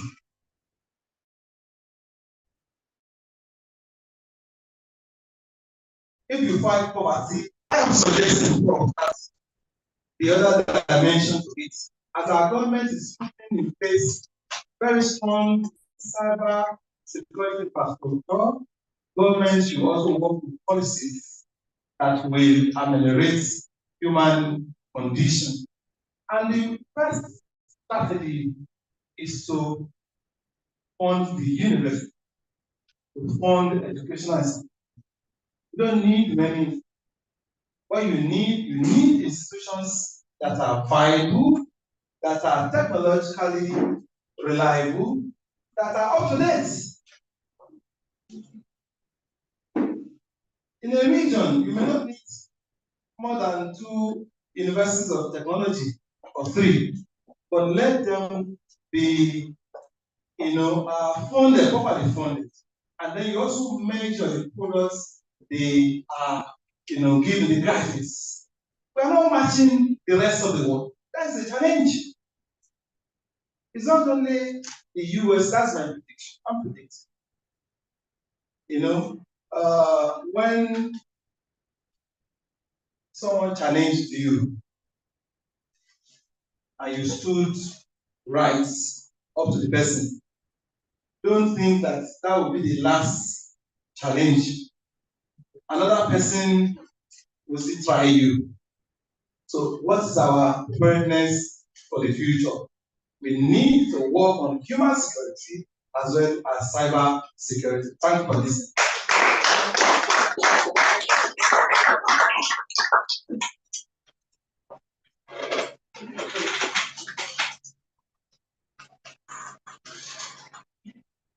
Business director for Dr. Sabotage.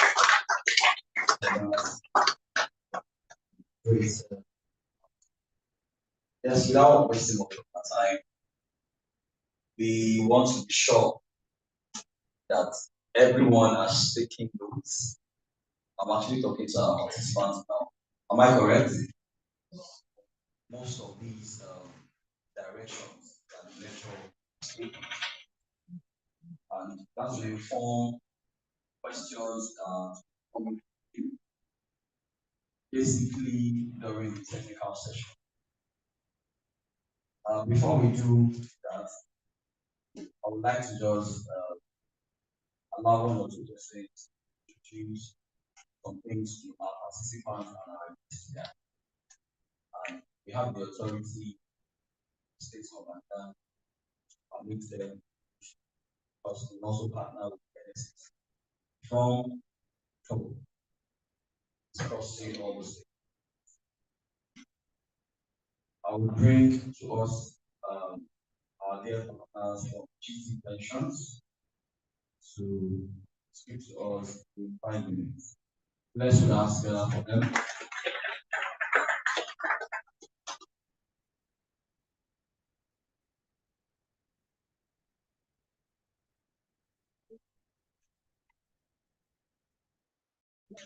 Good afternoon, everyone. Good afternoon. My name is Tumi from GT Pension. I'm here not to take much of our time. So I'm going to be talking about 2 things. One is the AE. So we've had some sensitization previous divisions. I know we are the of that 2 weeks ago, and I know we are the schedule of last week. So we are sensitizing people on a product named AEBS. AEBS is an additional saving that a staff does so that when it is time for retirement, you get this one first. Before you start pursuing your pension to come in, you get this one first. So it is called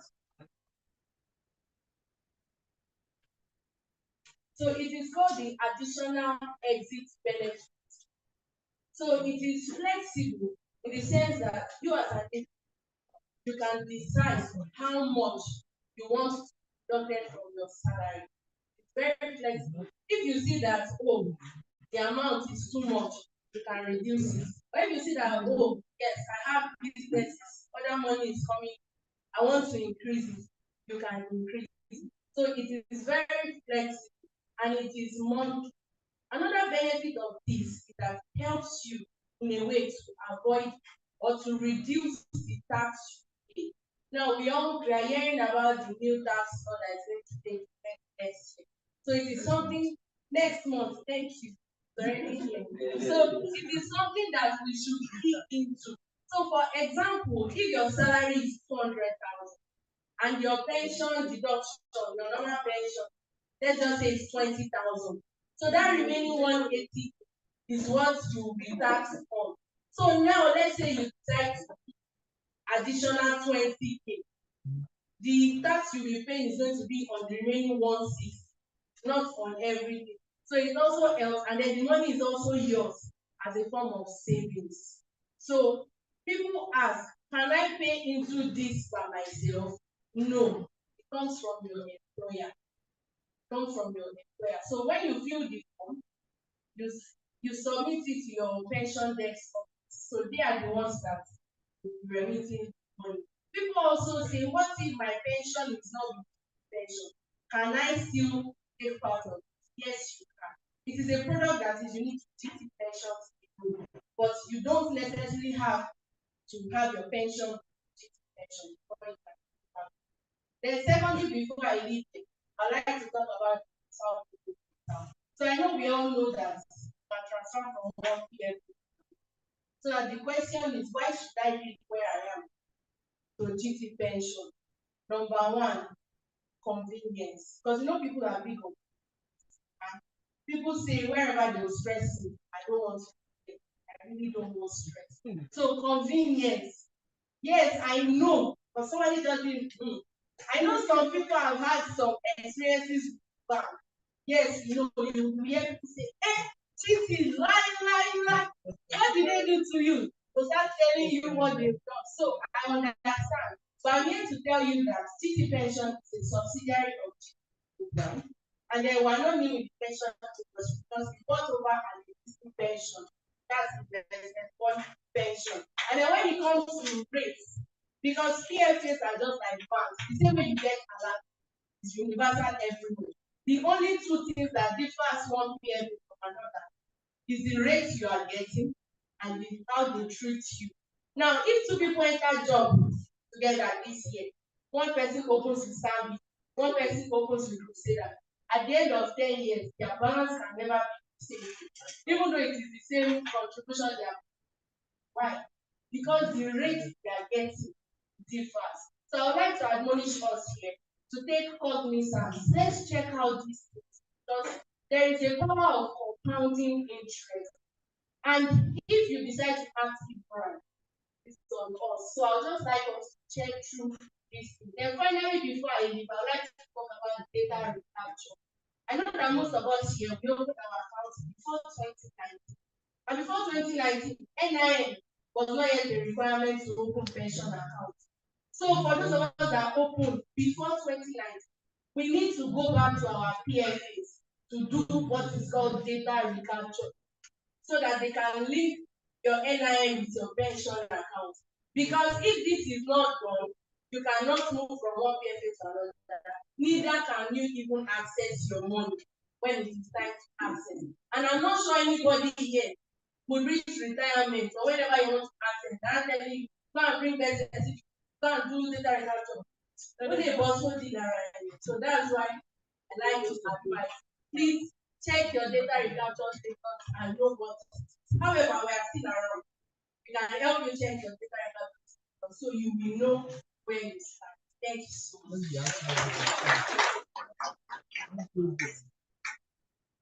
Thank you so much, GT Pensions, for that sensitization. We'd like to also bring from Abbas Studios, Mr. Abbas, for just another sensitization of the workers. Why we are not sensitized. Something that really is Christmas time. Be shocked.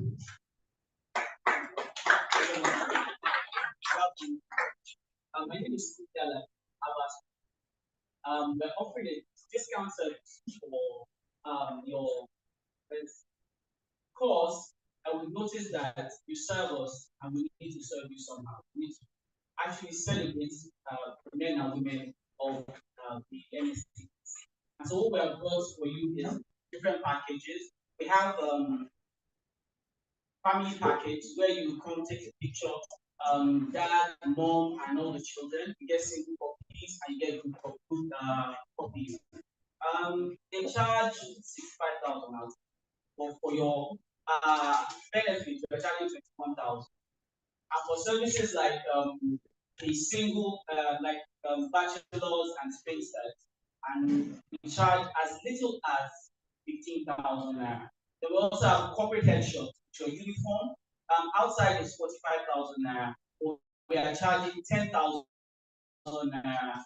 It will last from 5th, 15th of this month, and it's at month from 9 to 2 p.m. Thank you. Thank you so much. Okay, before we move to the panel session, I was also informed that Mr. Aguero said he has something to say. Thank you.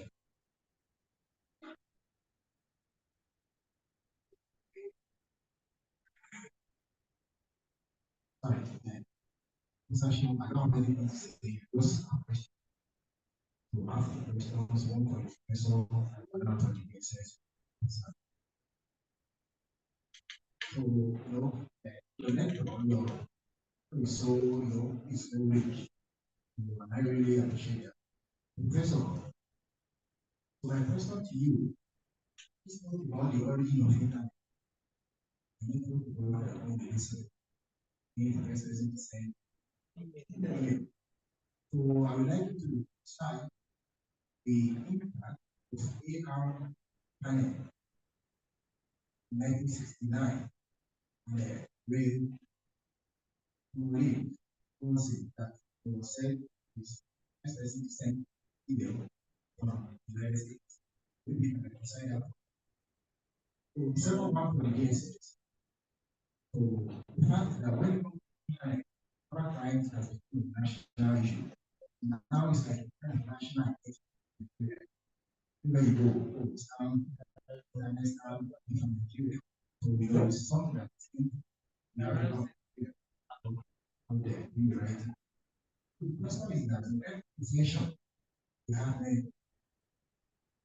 profession, you know, right now, when it's almost about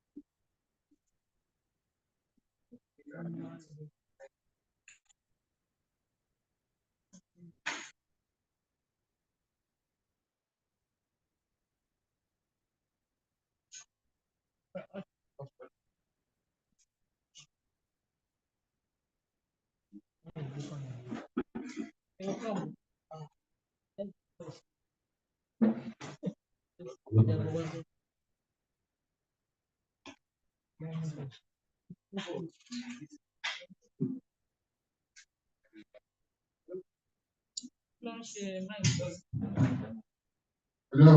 Hi. Yeah, thank you for that information. Okay, it's a question. Okay. When I was talking, I chose to come. Nobody. When the ARPANET was created, all right, 1967, it was used solely for the purpose of executing, and was used only by the US Army. But after the ARPANET, there was Joint Academic Network, there was Science Foundation Network, NSFNet. There was also Commercial Internet Exchange, and that was for business. But the name Internet now represented all of them when the Internet was going. Now, I did not say that Queen says the first email at the time that started working. There were emails, but purely for espionage at that point in time. And then at the later time, among academics, among scientists, and for those who were doing commercial businesses. So when the Queen sent the first email, that was when we had first set of public posts. And in 1977, there were only 111. And then it started growing. But by the year 2000, it became a public internet. We didn't have internet in Nigeria as a public thing until the year 2000 in Nigeria. That was when we had several around. I cannot say the same for the United States of America or for any other country in the West. But in this part of the world, it was the year 2000, where we paid for the service. You are not even allowed to sit on the system. You pay somebody to help you check email. Pay somebody to help you create email. And by the year 2002, we started buying time. By the year 2003, 2004, that was when Yahoo started. And I can tell you the story. You see, when young people went online, they went to the Yahoo chat room where they were meant to chat. And if you are people of my age or around that time, the first thing you say when you are on that platform is ASL, age, sex, location. And the moment you say that, the moment you say I am 21, male, Nigeria, that person on the other side loses interest. So Nigerians then became, I am 42, New York. And then they will pick interest. And then they began to look for credit card information. You see all these credit cards, it's only in this part of the world that we use e-codes. In some parts of the world, they just swipe your card and your money is gone. It's in Nigeria that they are doing verification by pressing your PIN code. Over there, all you need is the number on the phone, on the card, the number at the back of the card, CVV, and the expiry date. The moment you put it on the page where you want to buy it. Yeah. Yeah, but you can use all, sir. You use all. The moment you put those things, when you put them on the page, I told you I was a practicing Yahoo boy. When you put it on the page where you want to buy, when it is rolling, it means that there is money in the car. But if there is no money, it will tell you there is no money. But when it is rolling non-stop, it means that there is money. Then Yahoo boys at that time will now create email addresses in the name of the owner of the card. And that was where, at that time, those Yahoo boys had their names originating from either the first card that they had or from the first person that they were able to approach. You get it now? So that's the information. We can talk about cybercrime endless. It's a long story, and a story that can be for the next 50 years because nobody is living in cyberspace. We are all going to be there. And crime is functional on both the cyberspace and the physical space. Thank you very much.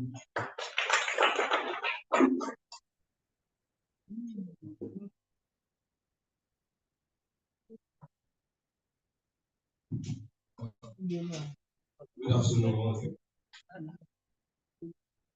think I'll be very. Thank you. Going back to the question, see, I think I like the video, and I want to state here that also part of our vision for it. That is what we are about to be up in that. If we look at the case of the banditry that is at the topmost,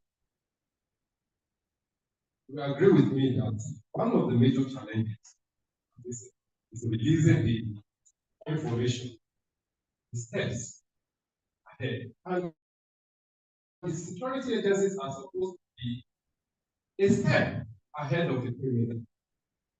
In a forum like this, you are now asking me, state, what are we going to do to wash up?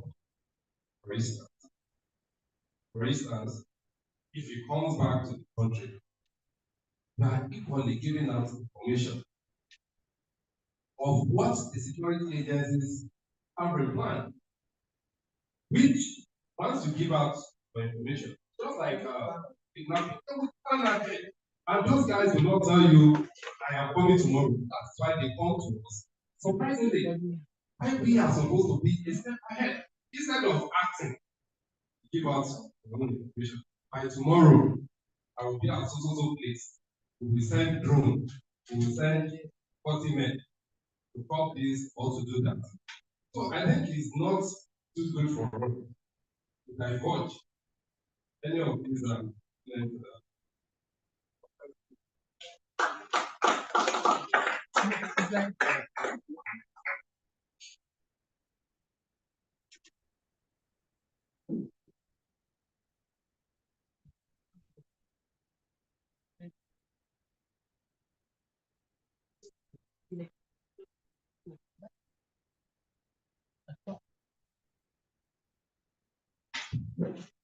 Thank you very much. So I really appreciate we understanding. So I was not asked you to lead expected out. I was just there's so many vision. Like I know some kind of I was just asked is there any measure?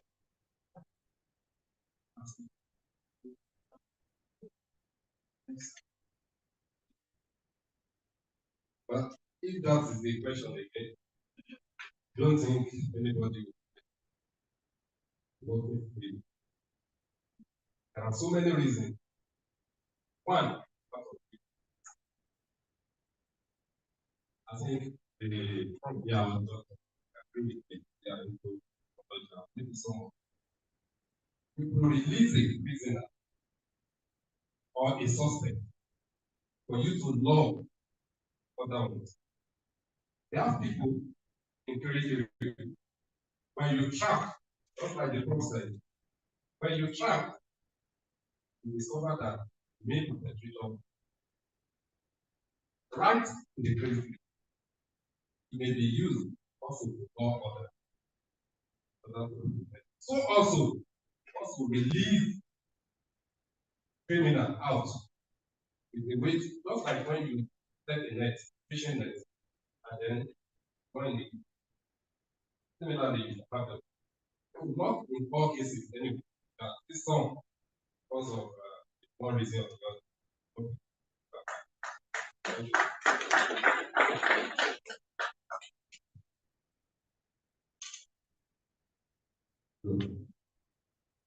Well, thank you so much, sir. We quickly like, because of time, move straight to the panel session. And I'll be handing over to the moderator of the panel session. I'll be handing over to the moderator. This is on air personality with Miss Cindy Eze and on air personality with let's dance together for hours. So I want to believe that your panelists are here. Just be with them.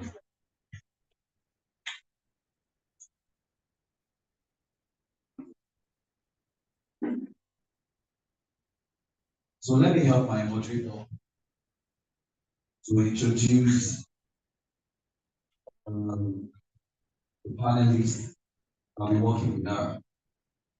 I have first Mr. M.E. Daramola, Deputy Director, Security Enforcement, DSS, Lagos. Let's start.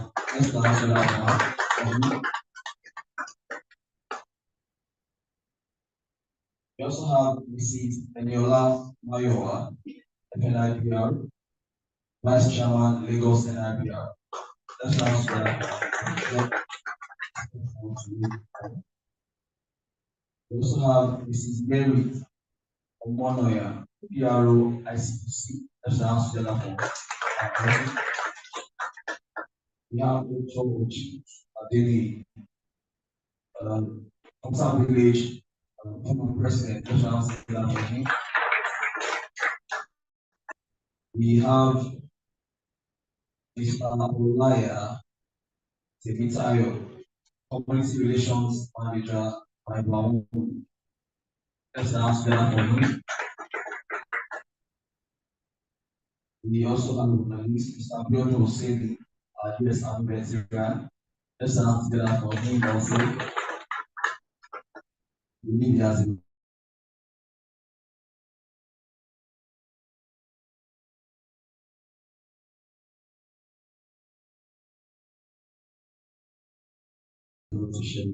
we also have DSO1, Mr. Michael Boniface, DSO Study Bank.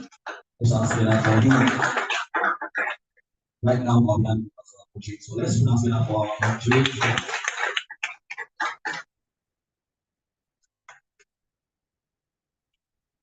Good afternoon, everyone. My name is Tim Gay, as I like to say this. Thank you so much, for that. Okay, very quickly, we're going to the final session, and we're going to be very fast about some time. We all have to go to most of my tutors, professors, everyone who has contributed. I really learned a lot, especially knowing that my phone, somebody could be operating my phone even when I'm not aware. So I need to be very careful about my fingerprints and every other information that I have in my phone. So the unawares, I probably could be aiding a criminal in the internet, just because I'm ignorant about it. I think solutions like this, seminars like this will help to make most of some of those preventive measures necessary to address this. So thank you very much for all of that.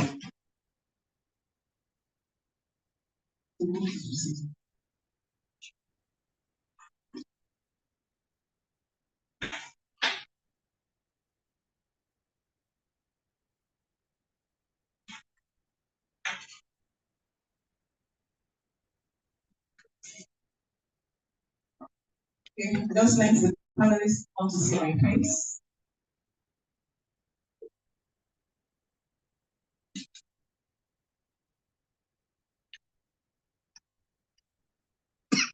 All right, so very quickly we're going to begin, and I want to start asking my questions. I think we had a banker that had an issue and money in that. So I want to ask you, easier. Seriously, I had a serious issue with it. Honestly, that's why I'm on making ourselves like that. So I want to ask one question because I don't think this is like this.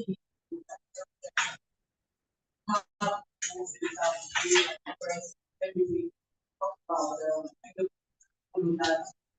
So I want to ask especially what steps do you put data those customers?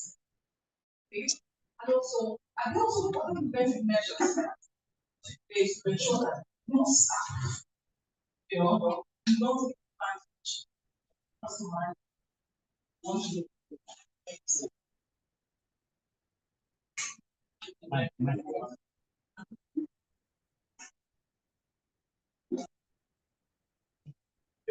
very much.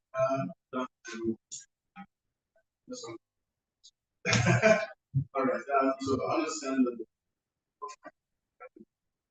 especially academic was here. So was here that was to be my lecturer in the university years. So privileged to have so I think when you look at here, we also happen to be my lecturer in LASU and currently my supervisor. All right, so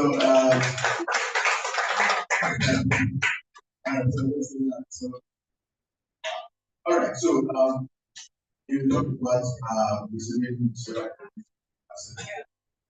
So if you check, I think you should see social media. And if you're not sure, if you think it's something, I'm doing a lot of studies now. You have to pay your bank transfer. But you said if you report, I want to ask, what was the responsibility? Still on it. So better if you press on, let the investigation report come out, and then whoever is involved, now, one thing you ask is that how do you protect customers' data? Customers' data are usually protected in line with Nigerian government. So nobody has the authority to expose or take our data. And also no one single person has the authorization, authorization authority to authorize any transaction. So if you do it, that's so everybody in the bank needs to be rest assured. Now, we've had cases where people have been defrauded and we found most of those cases.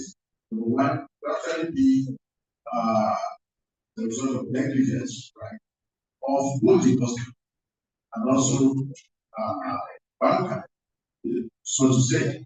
Because sometimes people have information or not to us. So in most of these cases will be treated. It's well that most of them are based on the negligence of, because of one of such recent one is that because one just like you said any amount of money was removed from their account. Now, when we investigated, he was shouting out that we saw that he has actually given out his ATM card to his driver before to buy fuel or something. He never remembered. So it was that investigation and reviewed. Now, what happened? Just having your ATM without the pay or something. So we must be careful when we avoid that. I shouldn't let your ATM out for anyone. So that's what I would like to say. But I must tell you that your data is protected. And one consolation is that if discover that the stuff was in the bank, then you bank. That's what we haven't finished. I said protected against show on workers, the bank workers. What measures you have some applications and how to ensure that people don't get rules of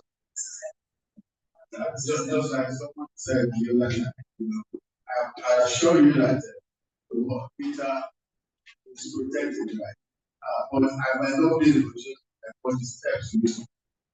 Okay, the bank has one of the lines of the system we use to protect your data, and I want to assure that. All right, thank you very much. I want to clap for you. All right, so the next set of questions we bring to access,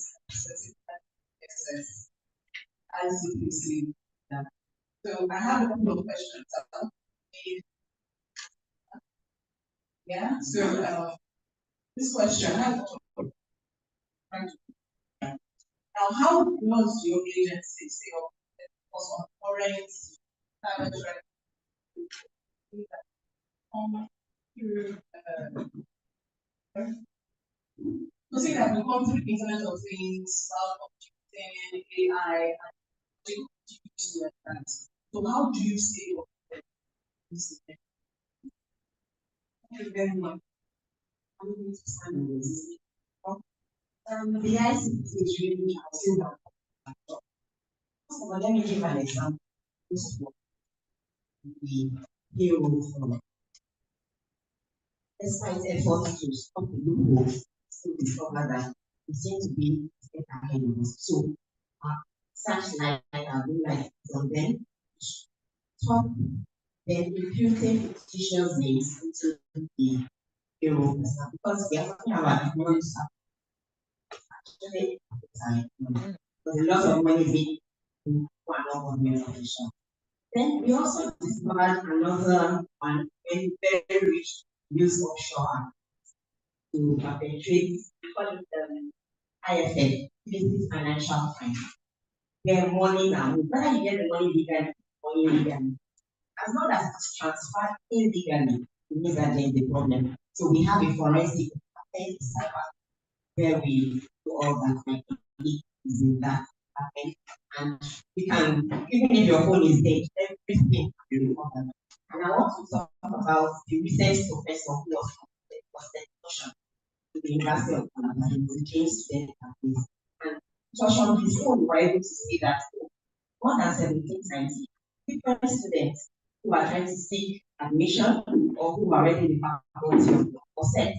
And so he was completed in few weeks ago. So they're actually ahead of them and different ways. We also monitor e-government. Yes, we have the state treasury account, we have e-mail, so we do this check and balances and also use AI and use the digital space to be able to detect these movements, state government.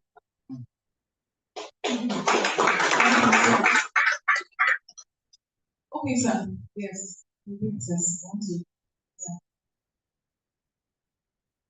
Yeah, okay. So I know you have dealt with a lot of incidents of cyber that given the space of people, what would you say is more frequent and how these crimes present themselves? Because I suppose some of the things are masquerading. So I'm saying based on what comes to the table, how would these crimes present themselves and how should we be aware of such things? Thank you. I think cyber stalking is cyber stalking is has to do with using image. I think it presented something like that. It's a situation where people don't mind the way they present pictures, family pictures, personal pictures, vision on social media. And these guys go there, practice this swindle thing. They watch videos, extract videos, should I say, very deadly points, captions of videos, extract, print it out, send it out to their victims. And look, this is the way they dealt with so person. They killed so person like this, they will show you gun, show you this. This is probably be extracted from movies. They will print it and then send it to you in your email, your WhatsApp, or whatever. And then actually you come and pay. That's why I totally agree with the prof there. They will start asking you for ransom, whatever. You are alive, but you ask to pay for your children. So what we do is we have a very sophisticated cyber unit, cyber security unit. We will only advise that you know this and do this. Like I said, I'm not going to tell you what way, but ignore this, but take these steps. And with time, you'll see that it is over. So these are many other ways. Thank you so much. Please. All right, my question to Piero, I think also yes, Piero might have service. Correctional service. Okay, sir. So kind of course, like I said, this and then let's just do something what your service should be able to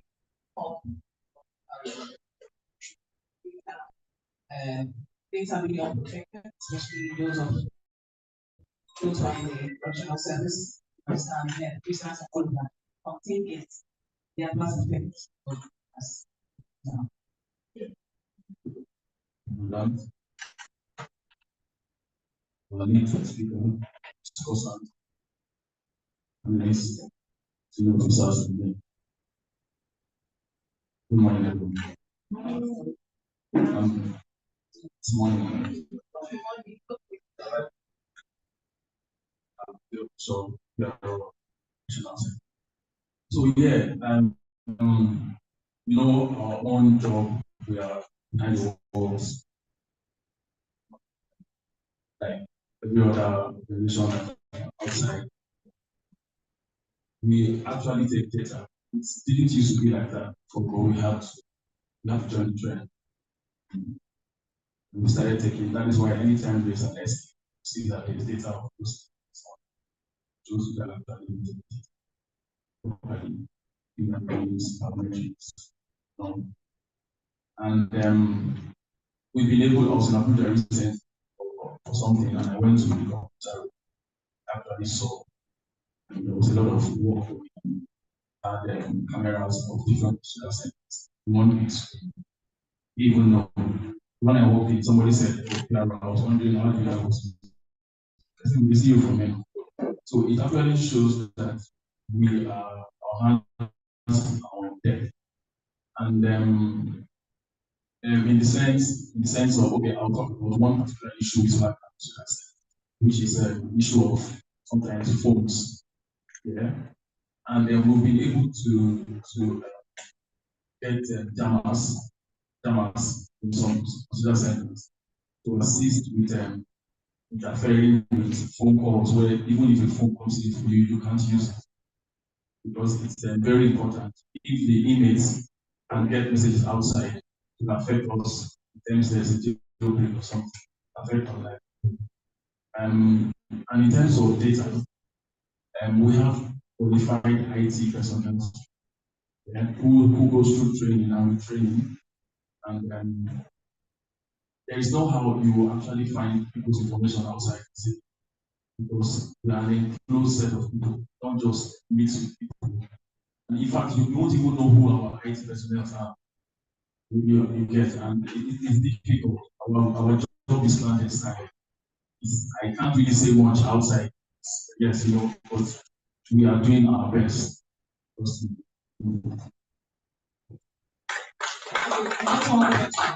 if my being sent how are you able to do that? But you have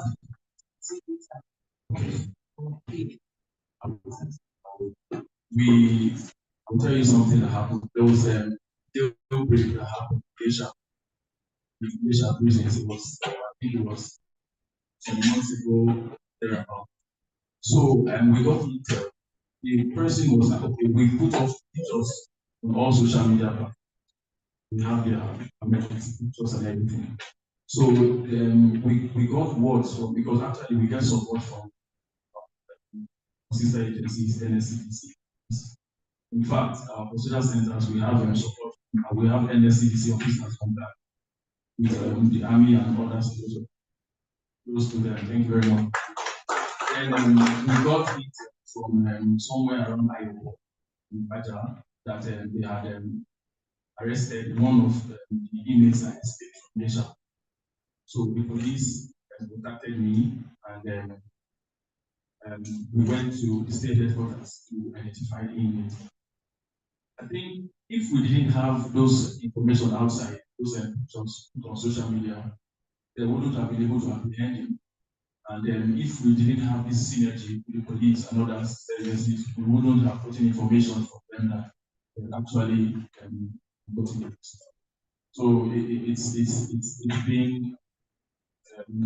been a very wonderful experience with our other sister agencies. Thank you very much. Yeah, I also want to ask, last time I was so much for you. Yeah. So you we are the warehouse of technology, whether it's evolving, whether it's even yet, I mean, it's just something about computer village. It goes outside Lagos, everybody knows about computer village. Understand? So there's a lot. So I mean, you were one time about the president. So you were sitting, you were the president. and maybe as everybody working out. How do you ensure that people of business find test customers? Because I mean, softwares, all of those things are opening. I mean, now you have different things now that different folks can do. That models coming out. You understand? So how do you make sure that even as your creator, sometimes, okay, let me give you an example. Somebody was saying something about the employees. Understand? So how do you guys ensure that some of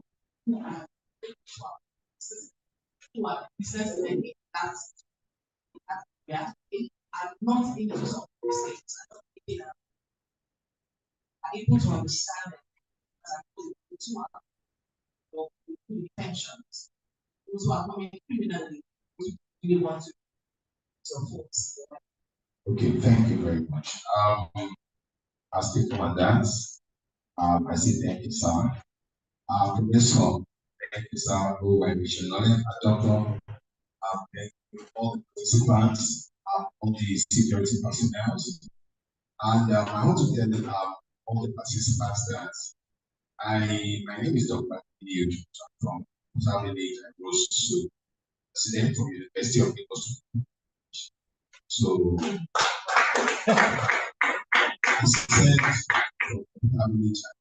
all the examples that us to do, continuing national development of agro conservation. Now, at this point, I want to say that to encourage everyone, this classroom, the presentation that brought and supported by our associate professor, are things that you pay $4,000, $2,000 to get anywhere. One that isn't giving a round of applause.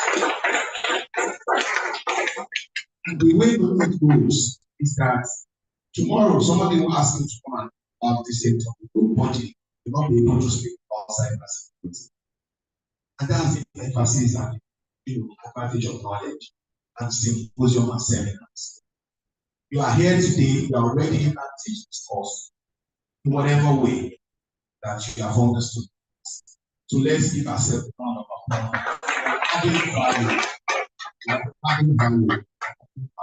Knowledge is power, basically. So for my end, computer village is the largest ICT.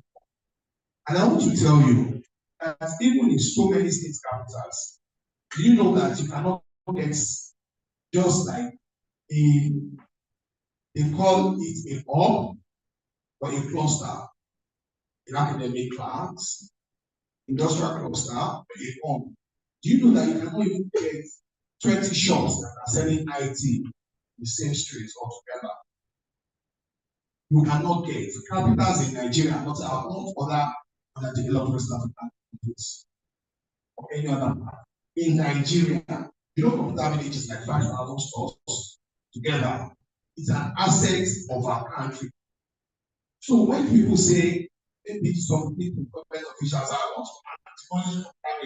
want to take it away, ask them, what have you created?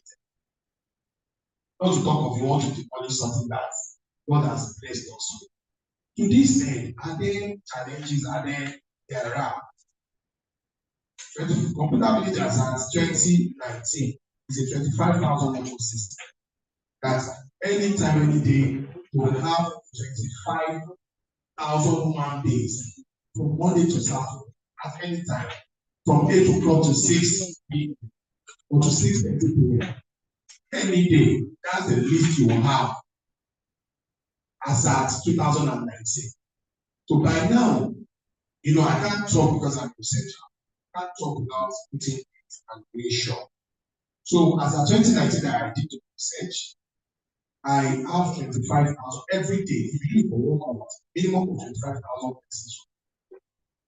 One day, just have. To this end, how can we make sure that we will help in terms of cybersecurity and flushing out of balance?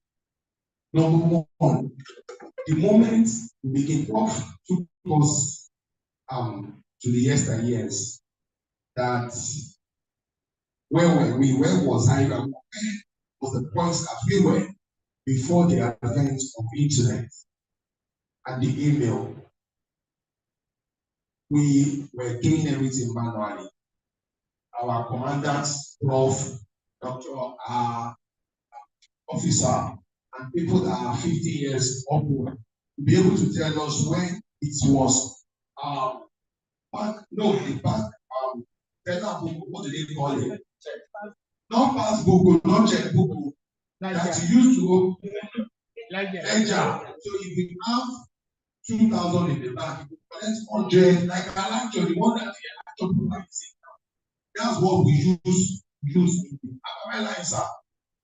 So if you have 2,000 or 5,000 naira in the bank, they will say you have removed 1,000. They will write it manually on the paper. So that's the only evidence you have.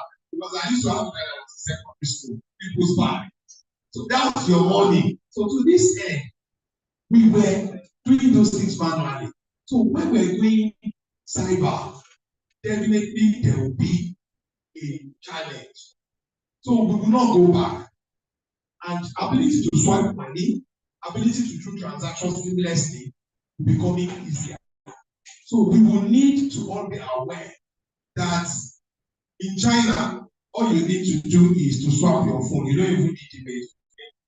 This is your big point. I bought the gold from you, a wristwatch, $100,000 and $5,000. All I need to do is just put my phone on top of your pay points. And he has done that. I move on. Even if I don't have money, it's debit in my bank to you. You get your credit, I move on. So fingerprint, all you need to do, just put your fingerprint on the device, you move on. So the world is going, so that's where we're going. At some point to be INSs. So biometrics. So the way is that the security now is what is called the cyber security. How do we secure it? Computer village, in its own terms, the gadget that we are using, the equipment we are presently using, that is the largest piece that will solve the problem. So don't work with somebody you cannot trust. Have a lead. Because this is your device that you are talking with someone. You want to move your iPhone to a newer gadget from iPhone 16 or to migrate to 17. Is that how you do it seamlessly? Or somebody will tell you I'm moving for you. All your information they transfer for you so that you pick your pictures, most especially and women. They love the pictures very well. So how do you do it at this trust? Human factor. So don't leave your gadgets. Don't leave your access to somebody that you cannot trust. Every point in time, emphasize on the check, delete. So if somebody is having access to you, now somebody will just drop your phone, the money will move on. Somebody will drop your contacts, share, pictures will share. He's already on this device. All the people that are iPhone people. Am I right, sir? It's just if I want to get a contact, I'll just put my phone close to you, contact share, information share. So I don't need to know you anywhere. Just on my airdrop, then it will be closed and I have contact, then I can talk to you. So going forward, computer village is a place to behold.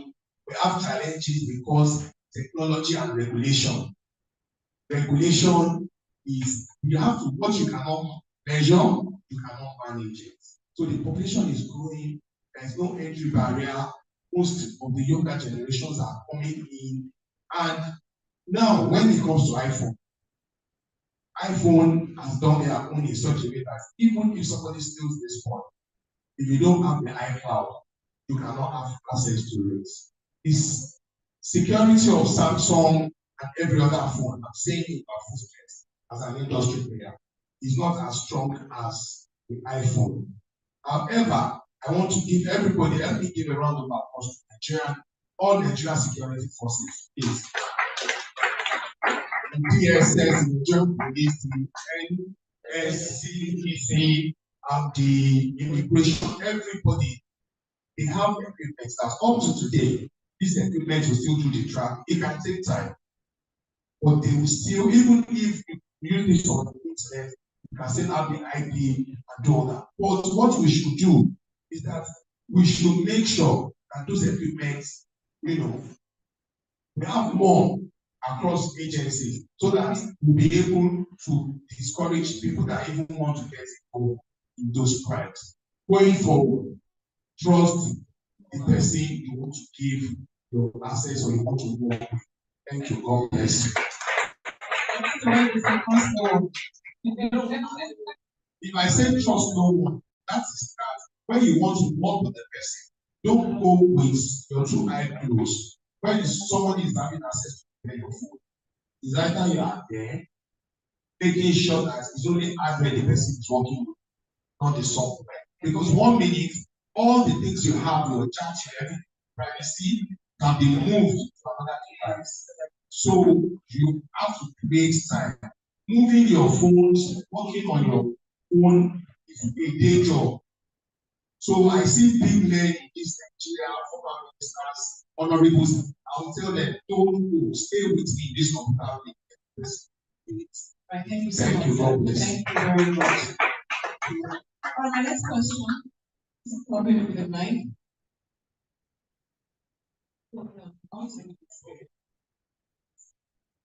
Yes, ma'am. Exactly. Thank you so much. Yes, Mrs. NIPR, Vice Chairman NIPR. To ask this question. How does your agency, what are the biggest challenges that are currently facing?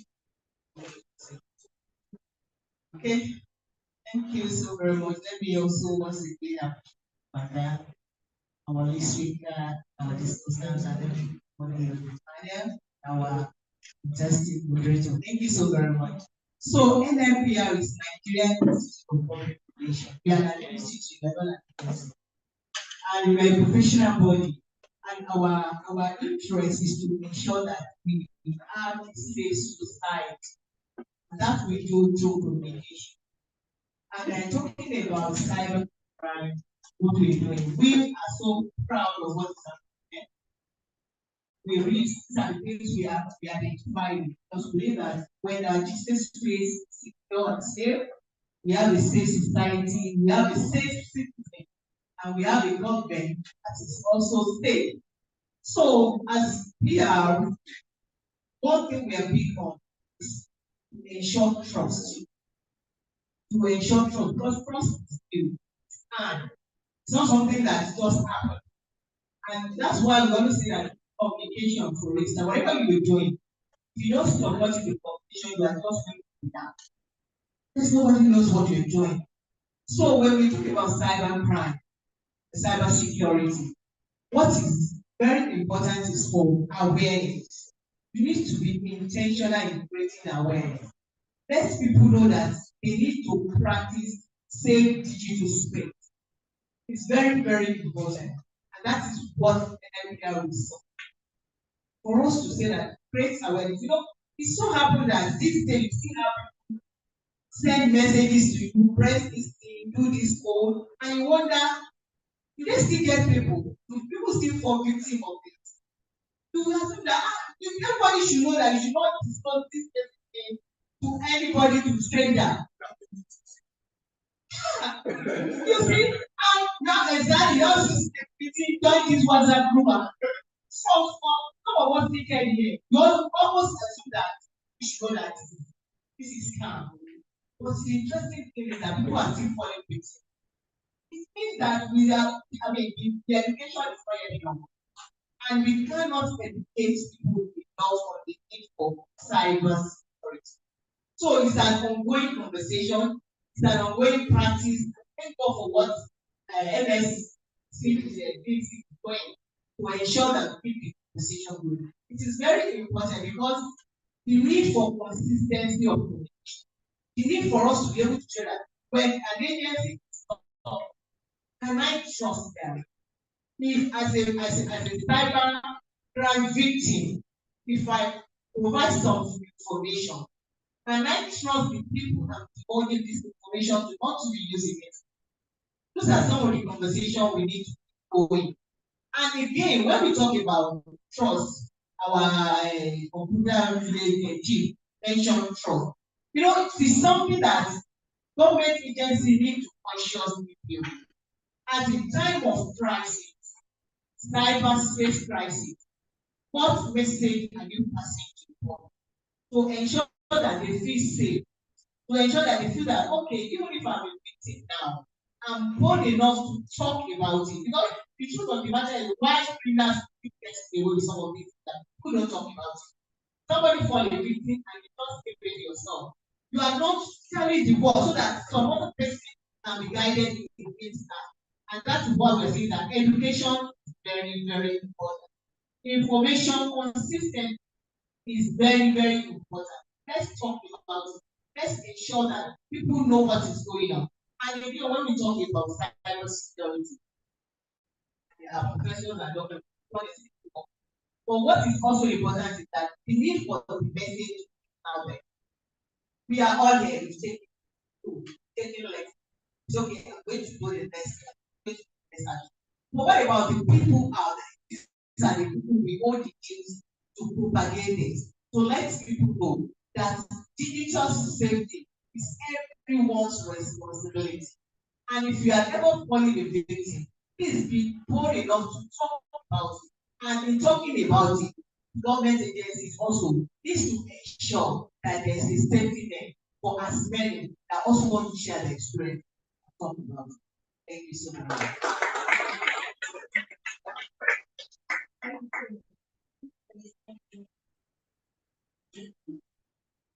I want to speak to Mr. Mario.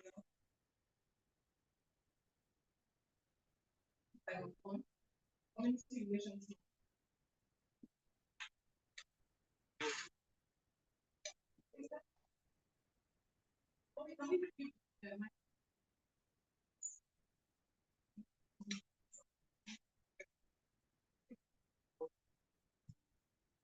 Yeah.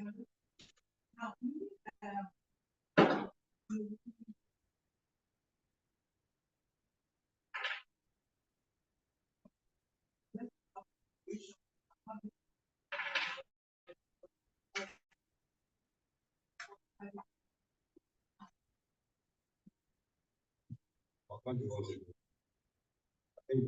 yes,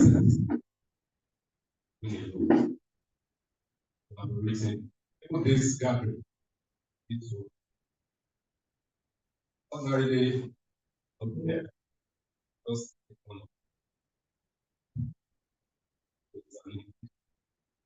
we have security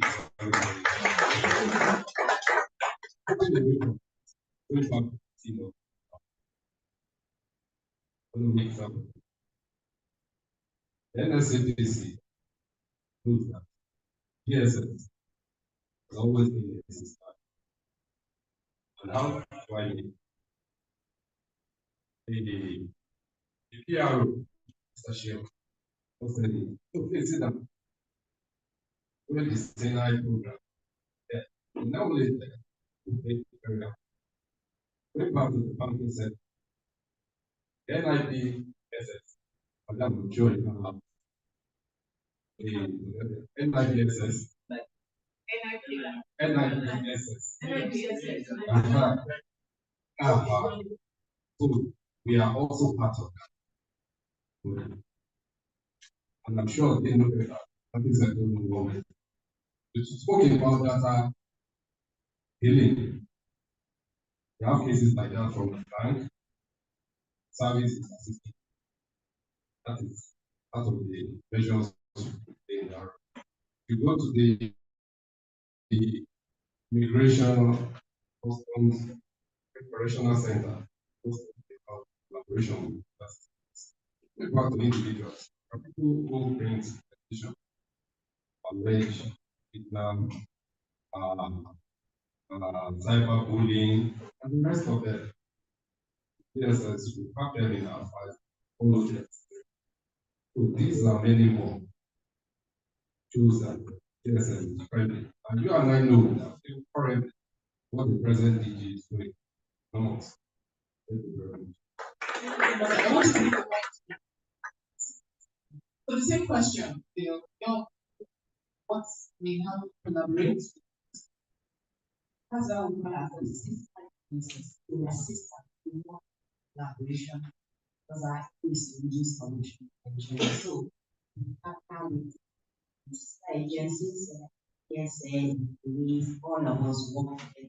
In addition, we also have the National Commission for Development Commission who handles data privacy.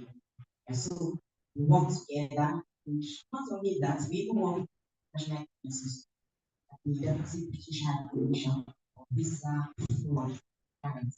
We are able to do a lot to be able to track people who have just false information to be able to present that. So we do so many of these. That's what we know. And we work together. Okay, so now I can speak with community relations manager, 501. So I wanted to ask, still on data, right? Because I also use 501, I'm not advertising, but yes, I also make use of the services. Now, for us as customers, for customers, how do they ensure that other people do not have unhealthy access their internet connections to their business? Thank you. Thank you. TH. Thank you, Head Commandant of the how we have like one show that customer data are well protected as someone has rightly said. We have the so it's the regulatory board strict laws that often some police they work with to ensure that they are always on the edge, always on the stand of monitoring compliance and regulations. We are by one to ensure these laws, follow them apparently. Other things that we do staff, IT staff, training, also collaborate with other telecoms to ensure that once there is a recent update, recent cyber security, so wherever we collaborate together, we have use them to take customer. We also use them data encryption for data encryption ensure that even our staffs, my own staff who are not nice to have certain level of customer data, so certain level of industry information that don't have access to and always so these are some of we do what I don't want to ensure that Thank you so much. Well, I think finally, I'll be speaking with, I hope so. Yes. Samuel was saying, yes, I'm able to. Okay. So I want to hear your own perspective of cybersecurity and then some of the challenges that that are unique to your industry, to your space. If we are listening, so when it comes to cybersecurity, the professor said, teacher professor, they can make each other. We want to, we are saving.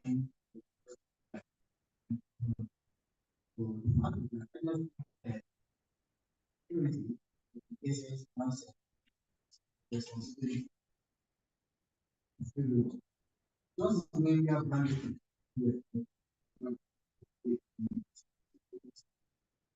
same country is happening today. But we can't see that. We can see why if because the Nigerian government they want to sign any agreement international community should fight international sign. But the international community people's comply some government the government to sign. They already have they have we want to achieve. What they are able to want to achieve, even the small that doesn't know what you want to achieve. And that's the problem. So I just think that I can use. We have so many youth. Like women, all this area. So I think leadership trying to rest. I think finally we have narrow five. Okay, so let's say your own thoughts on cybersecurity.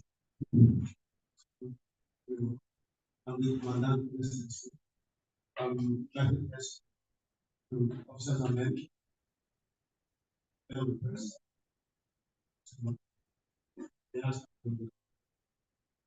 Basically, the balance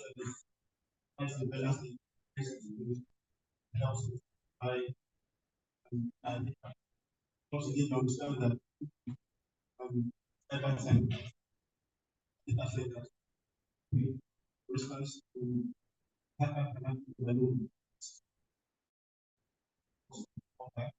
Somebody can, would be that some persons actually doing communication would not solve. So these are things to try to show that some of the cyber security. Then another thing we do also is to ensure that what do I do? And I remember the prophecy was since that talk the Lord to serve. So, for instance, we try as much as possible to respond to fire emergency.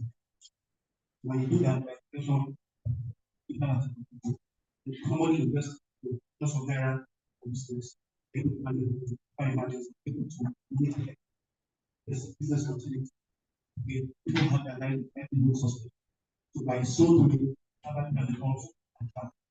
So this is very, very important announcements. So we do all we can to ensure that the cyber security space we move faster. Such that this is not shop. People encourage us because again a lot of our clients are going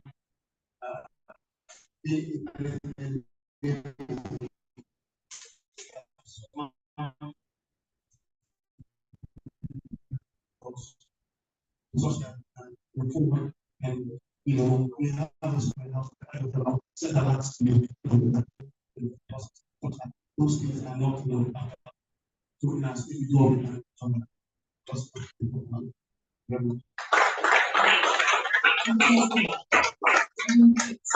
Information knowledge and of knowledge. Trusting to get perspective.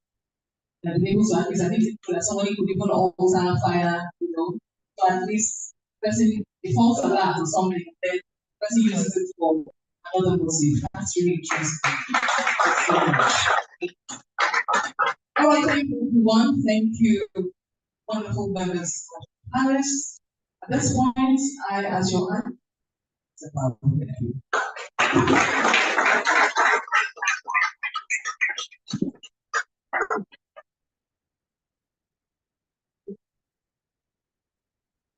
Oh, I think the panel session has actually beautiful job. Most of the online comments are saying everyone is rising their opportunity. Just to do that. There's anyone that has it. So let's answer that one. So 6 months, here's your questions. Your name, your formation, straight to your question. 30 seconds. So raise your hand. I've gone to a meeting like this before and they did everything and the organizer stuff and I'm very successful. By the time we got out, I give back the power of questions. So now, I want you to ask. This is the next.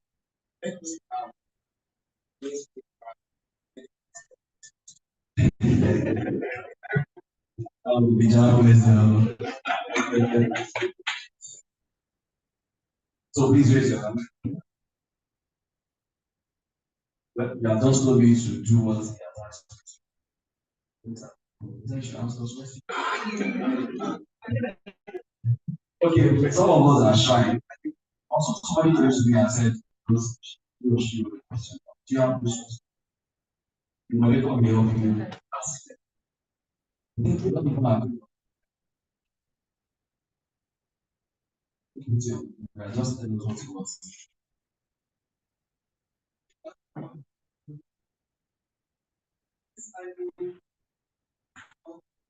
My name is Iliani. Yes, yes,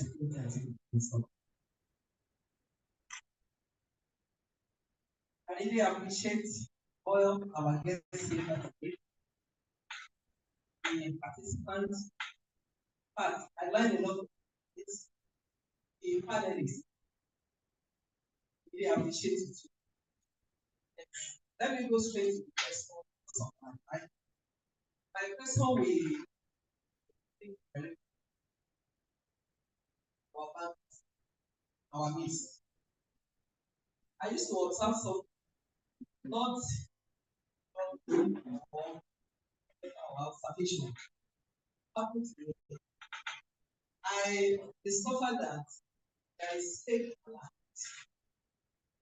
or being apart, spreading apart. It's sad.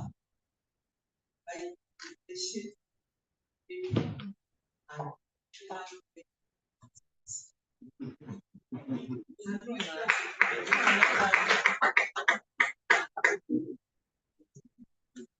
I don't know. Then, in terms of we are talking about I'm very glad to hear many things. This thing high Ross as officers. You might see there may not be not everybody that way. So, from the experience and lot of things, we have talked about crimes, different crimes, and the solution, how to tackle them. And we discovered that despite the measure, a lot of measures, the solutions, the crime rate is still getting high. And despite of empowerment of the government, I still observe that unemployment is one of causes of crime rates in Nigeria. Poverty, and then you have mentioned a lot of points. But based on our youth, I observe that even some youth are being overjoyed. They refuse to accept this job. From the experience, you will give them job, they will tell you, that's salary is and I believe that many of us participating in this program, we started, let me say we started. So if some people tell you the salary they started with there, you in fact you will have been surprised. But recently, some of our youth, like say they are not prepared or they are not ready. They are not ready for what is happening or the friends, present and social economics going on here and now. They are not ready to work. How are we going to back this work?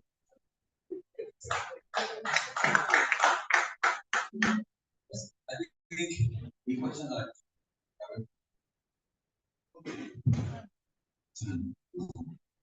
my name is Joseph. Please, I want to digress from what we've been talking about since one.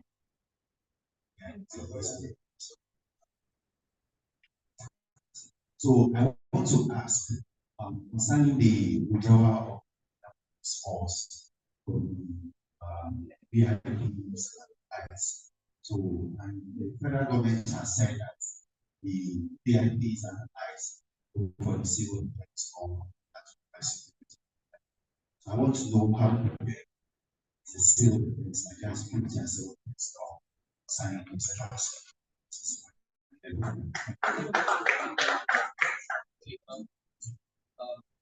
I just want to the last one.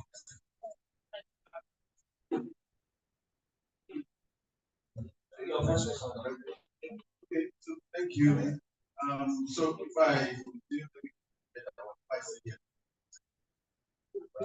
Yeah, but you see, my advice to you in identifying fake alarm simple because we have you know cyber security has gone very very sophisticated. We have applications that you use to generate phone numbers. Some can generate phone number, US phone number, the country code. I'm calling you here in Nigeria, and your name is from US. I'm calling from Dubai. It's the same thing, alert and whatever. There are a lot of software is used for it. That's why the police understand that's when it passes and there are people that are shouting on social media. Police know what they know these apps. So it's not sophisticated. What I want to tell you is that if you receive alert, don't believe, don't trust any alert. Go to your mobile app and find this one. You see, a lot of these POS guys have been several products. So then now you go to them to test it. Some of them are testing now. Okay, wait, I don't know. Let me go to my house and check. So that's it. That's it. Right. Let's answer that. Was it you should also know that aside that social engineering also has different ways. If you go fishing, if you call me and tell you, oh, well, exercising something was happening, all of that, and send the food and what have you. As I send the food and receiving alarm, it could be fishing, it could be fishing, it could be farming. So we need to know these skills so that when we go, we all learn and then we just.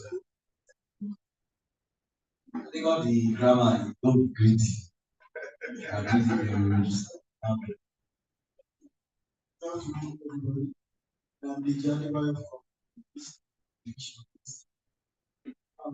My question is sorry to community.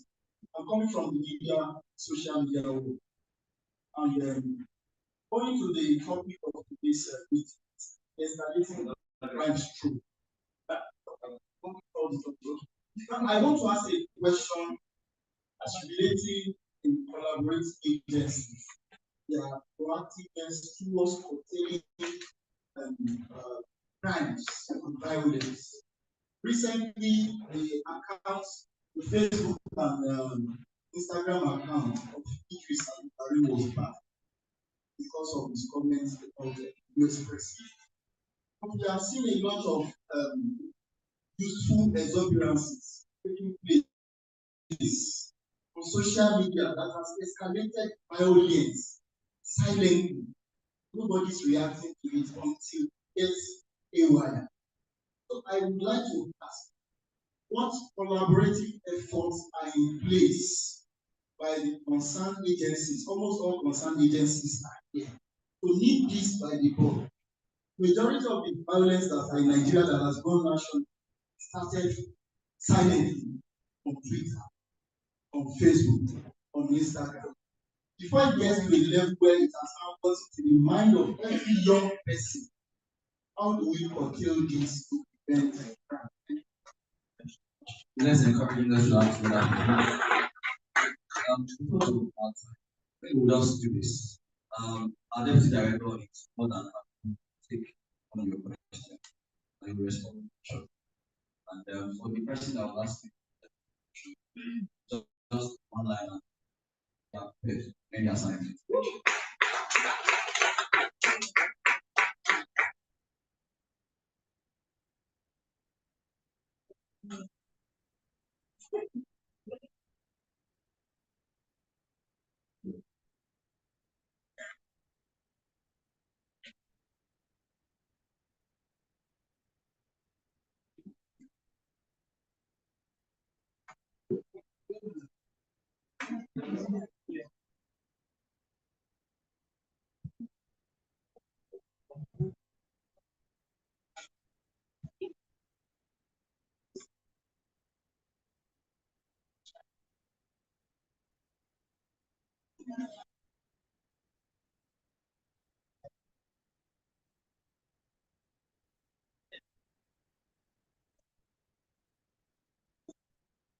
is coming up on those. Thank you, everyone. In 2 minutes, the question is how do the agencies respond? Now, the agencies are speaking again because they work for government. So there is always an equilibrium point, which is freedom of speech, which is enshrined in the Constitution, and the security, national security aspect. So most of the time, the agencies and government allow the thing to flow, at a reasonable rate. So if you see people instigate violence, because people have divergent opinion on issues, somebody will come and say the US can come and invade. Why majority of the people will say, no, we don't. So those people that are saying something, to say give them their own chance to speak.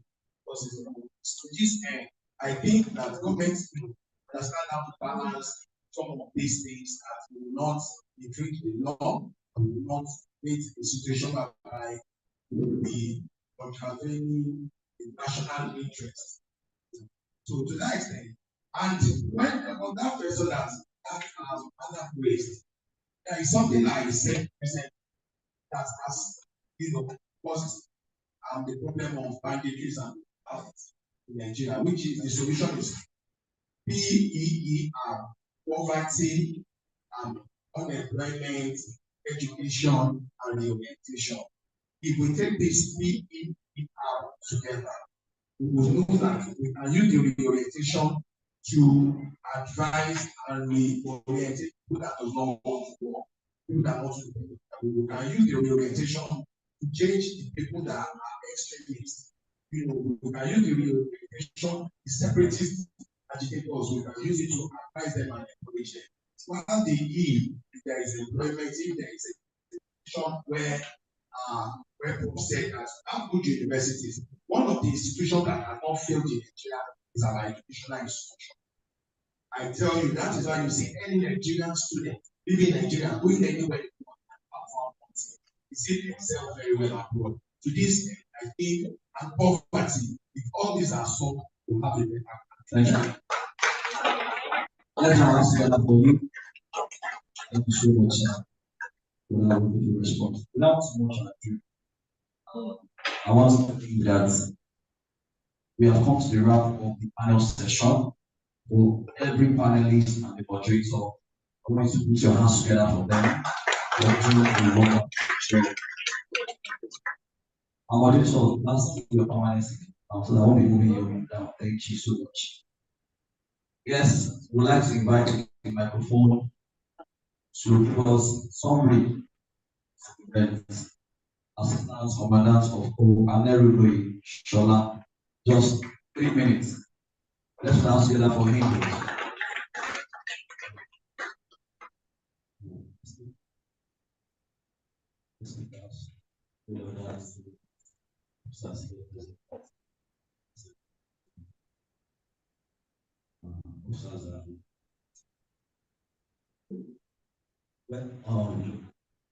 Have a look.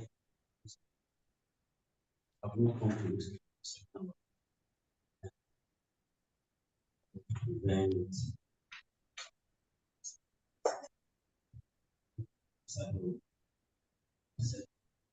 Guys, okay.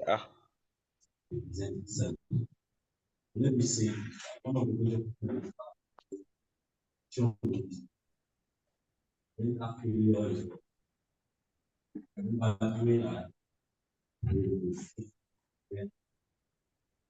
and seems that parents where how we work. Also think is reactive security and protective security and then and so the whole willingness to know the willingness but we must make that stop then down stop. Know that the Nigeria will have several units in SCC and before we have SFP, we have police, we have SCC, we have SCC. I know that it is normal to do that system. Yeah. But then we also need to punish some people, some as that right of the if you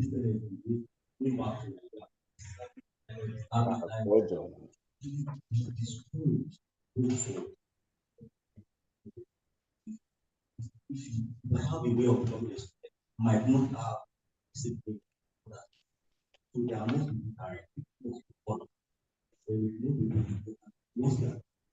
I also want to say we need more enlightenment, maybe NCC, grant agencies, let our youth schools crime, the victory of crime over the behavior system. If you are not going to start encouragement now, maybe not by man, by God. The victory can never achieve. There is a way, and also one of the most of the time we don't understand. Most of the witness belongs. I was sharing the electoral college. Our 5 minutes was checked. You look at what we see, MTN Nigeria is dashing out money. I think we are failing out. Because we want to collect 1 billion naira, we put our life, our savings. They say greediness is like source of that. More you do, more you love. You can want to go back to drink to want to do the love. So then we put a right lottery. So we have spent time work, we have changed that, but we said it is the interest of humanity this must be said.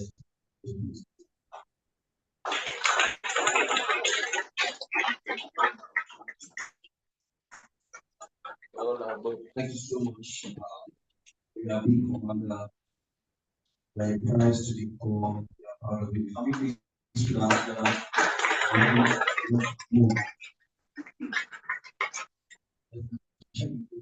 friends on behalf of Nigeria Security Act and under the auspices of our dear state commandant, Mr. Adeosun. We say thank you so much to all our distinguished guests, all our participants. But particularly, I want to thank the state commandant for placing this occasion. Up until this morning, all the signals was actually that he was going to be here on ground.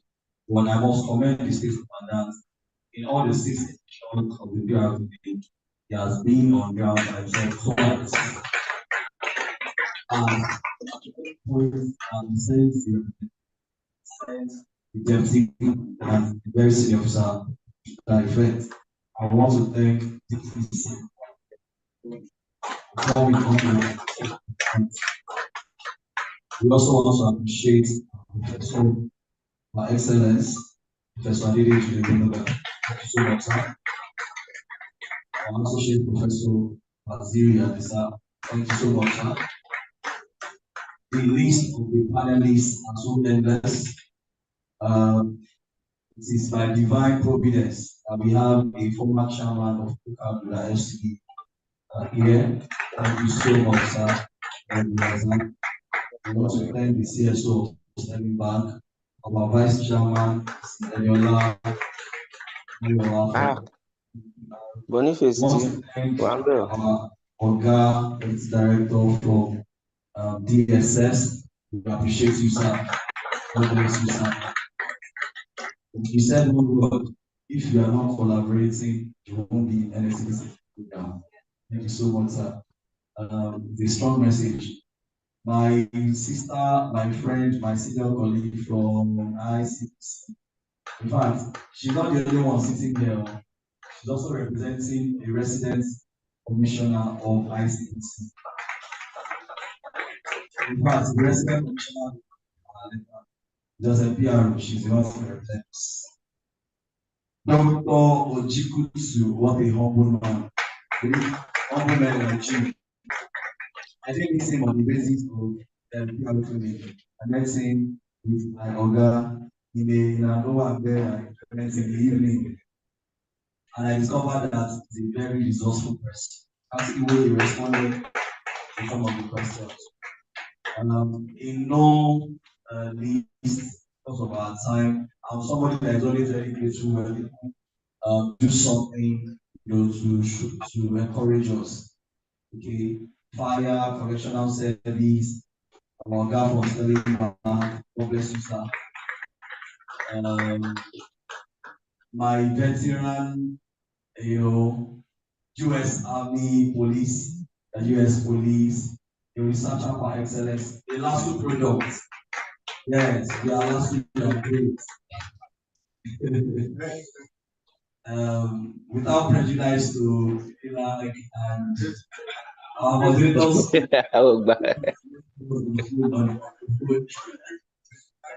But so that maybe the DC of last week tested what we are doing one day and say, oh, kudos to all you guys are doing. God bless you, sir, Mr. Bello. Thank you also for supporting NSCDC, refurbishing vehicle for all. And you know what? The icing on the cake, hello, please. The icing on the cake is also coming. Fiberman also promised in front of the state commandant and in front of the media that after refurbishing, they are bringing new vehicles on. And we know that December may be too choky for them. We want to buy nice search. And speaking of them, my commander, 26, help us do something in that. We want to thank all the media agents here. Without you, we can't be seen on the air. Our moderator, especially, is Cindy Eze. Let's dance together for her. Because she is overstaying at News Agency of Nigeria. God bless you. My brother, my friend from Federal Fire. Thank you for that launch that you gave me yesterday when I came to Federal Fire. It's part of the collaboration. I could have spent my money with my boy, but he just said, small. All right, we want to thank everybody. BSTV is here. News Central also was here. The MD of News Central just said, you know what, we'll come and cover the event. They didn't collect money from my hand. So nobody should think that there's no money that they've given me, that it's just the passion and people of Tima and Kaliwa are coming to say, we'll support this dream. GT pensions, that was the same way actually your name the last time. GT pensions. So, for the participants, we can't thank you enough because you submitted yourself to come and learn and learn and learn. God bless you. Can you please put your hands together for yourself? And let me recognize that among the participants are also very senior officers, chief of cover, additional officers. Okay, those additional officers, can you raise your hand so that we'll give you reception? Thank you so much. And other officers from different areas, God bless you so much. The guy on the Zoom, he has been fantastic. He has been fantastic. God bless you. He has been in the journey with us. Even though he left home by 6:10 a.m., but traffic of Dominant showed him shaking. Thank God he's alive. He's here today. Yes, without much ado, we want to say that what is left here is just for us to rise to take the national pledge, after which we take photo session in batches. Thank you so much. I know this national pledge, we all know it. Besides the national, you go.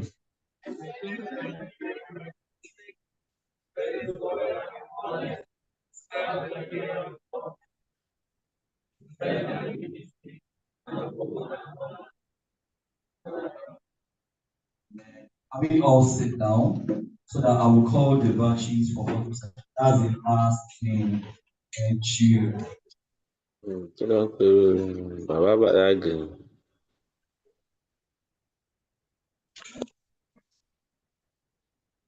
Please, I'm talking of professionals. So we want to have the first now. The commandant representing our three professors.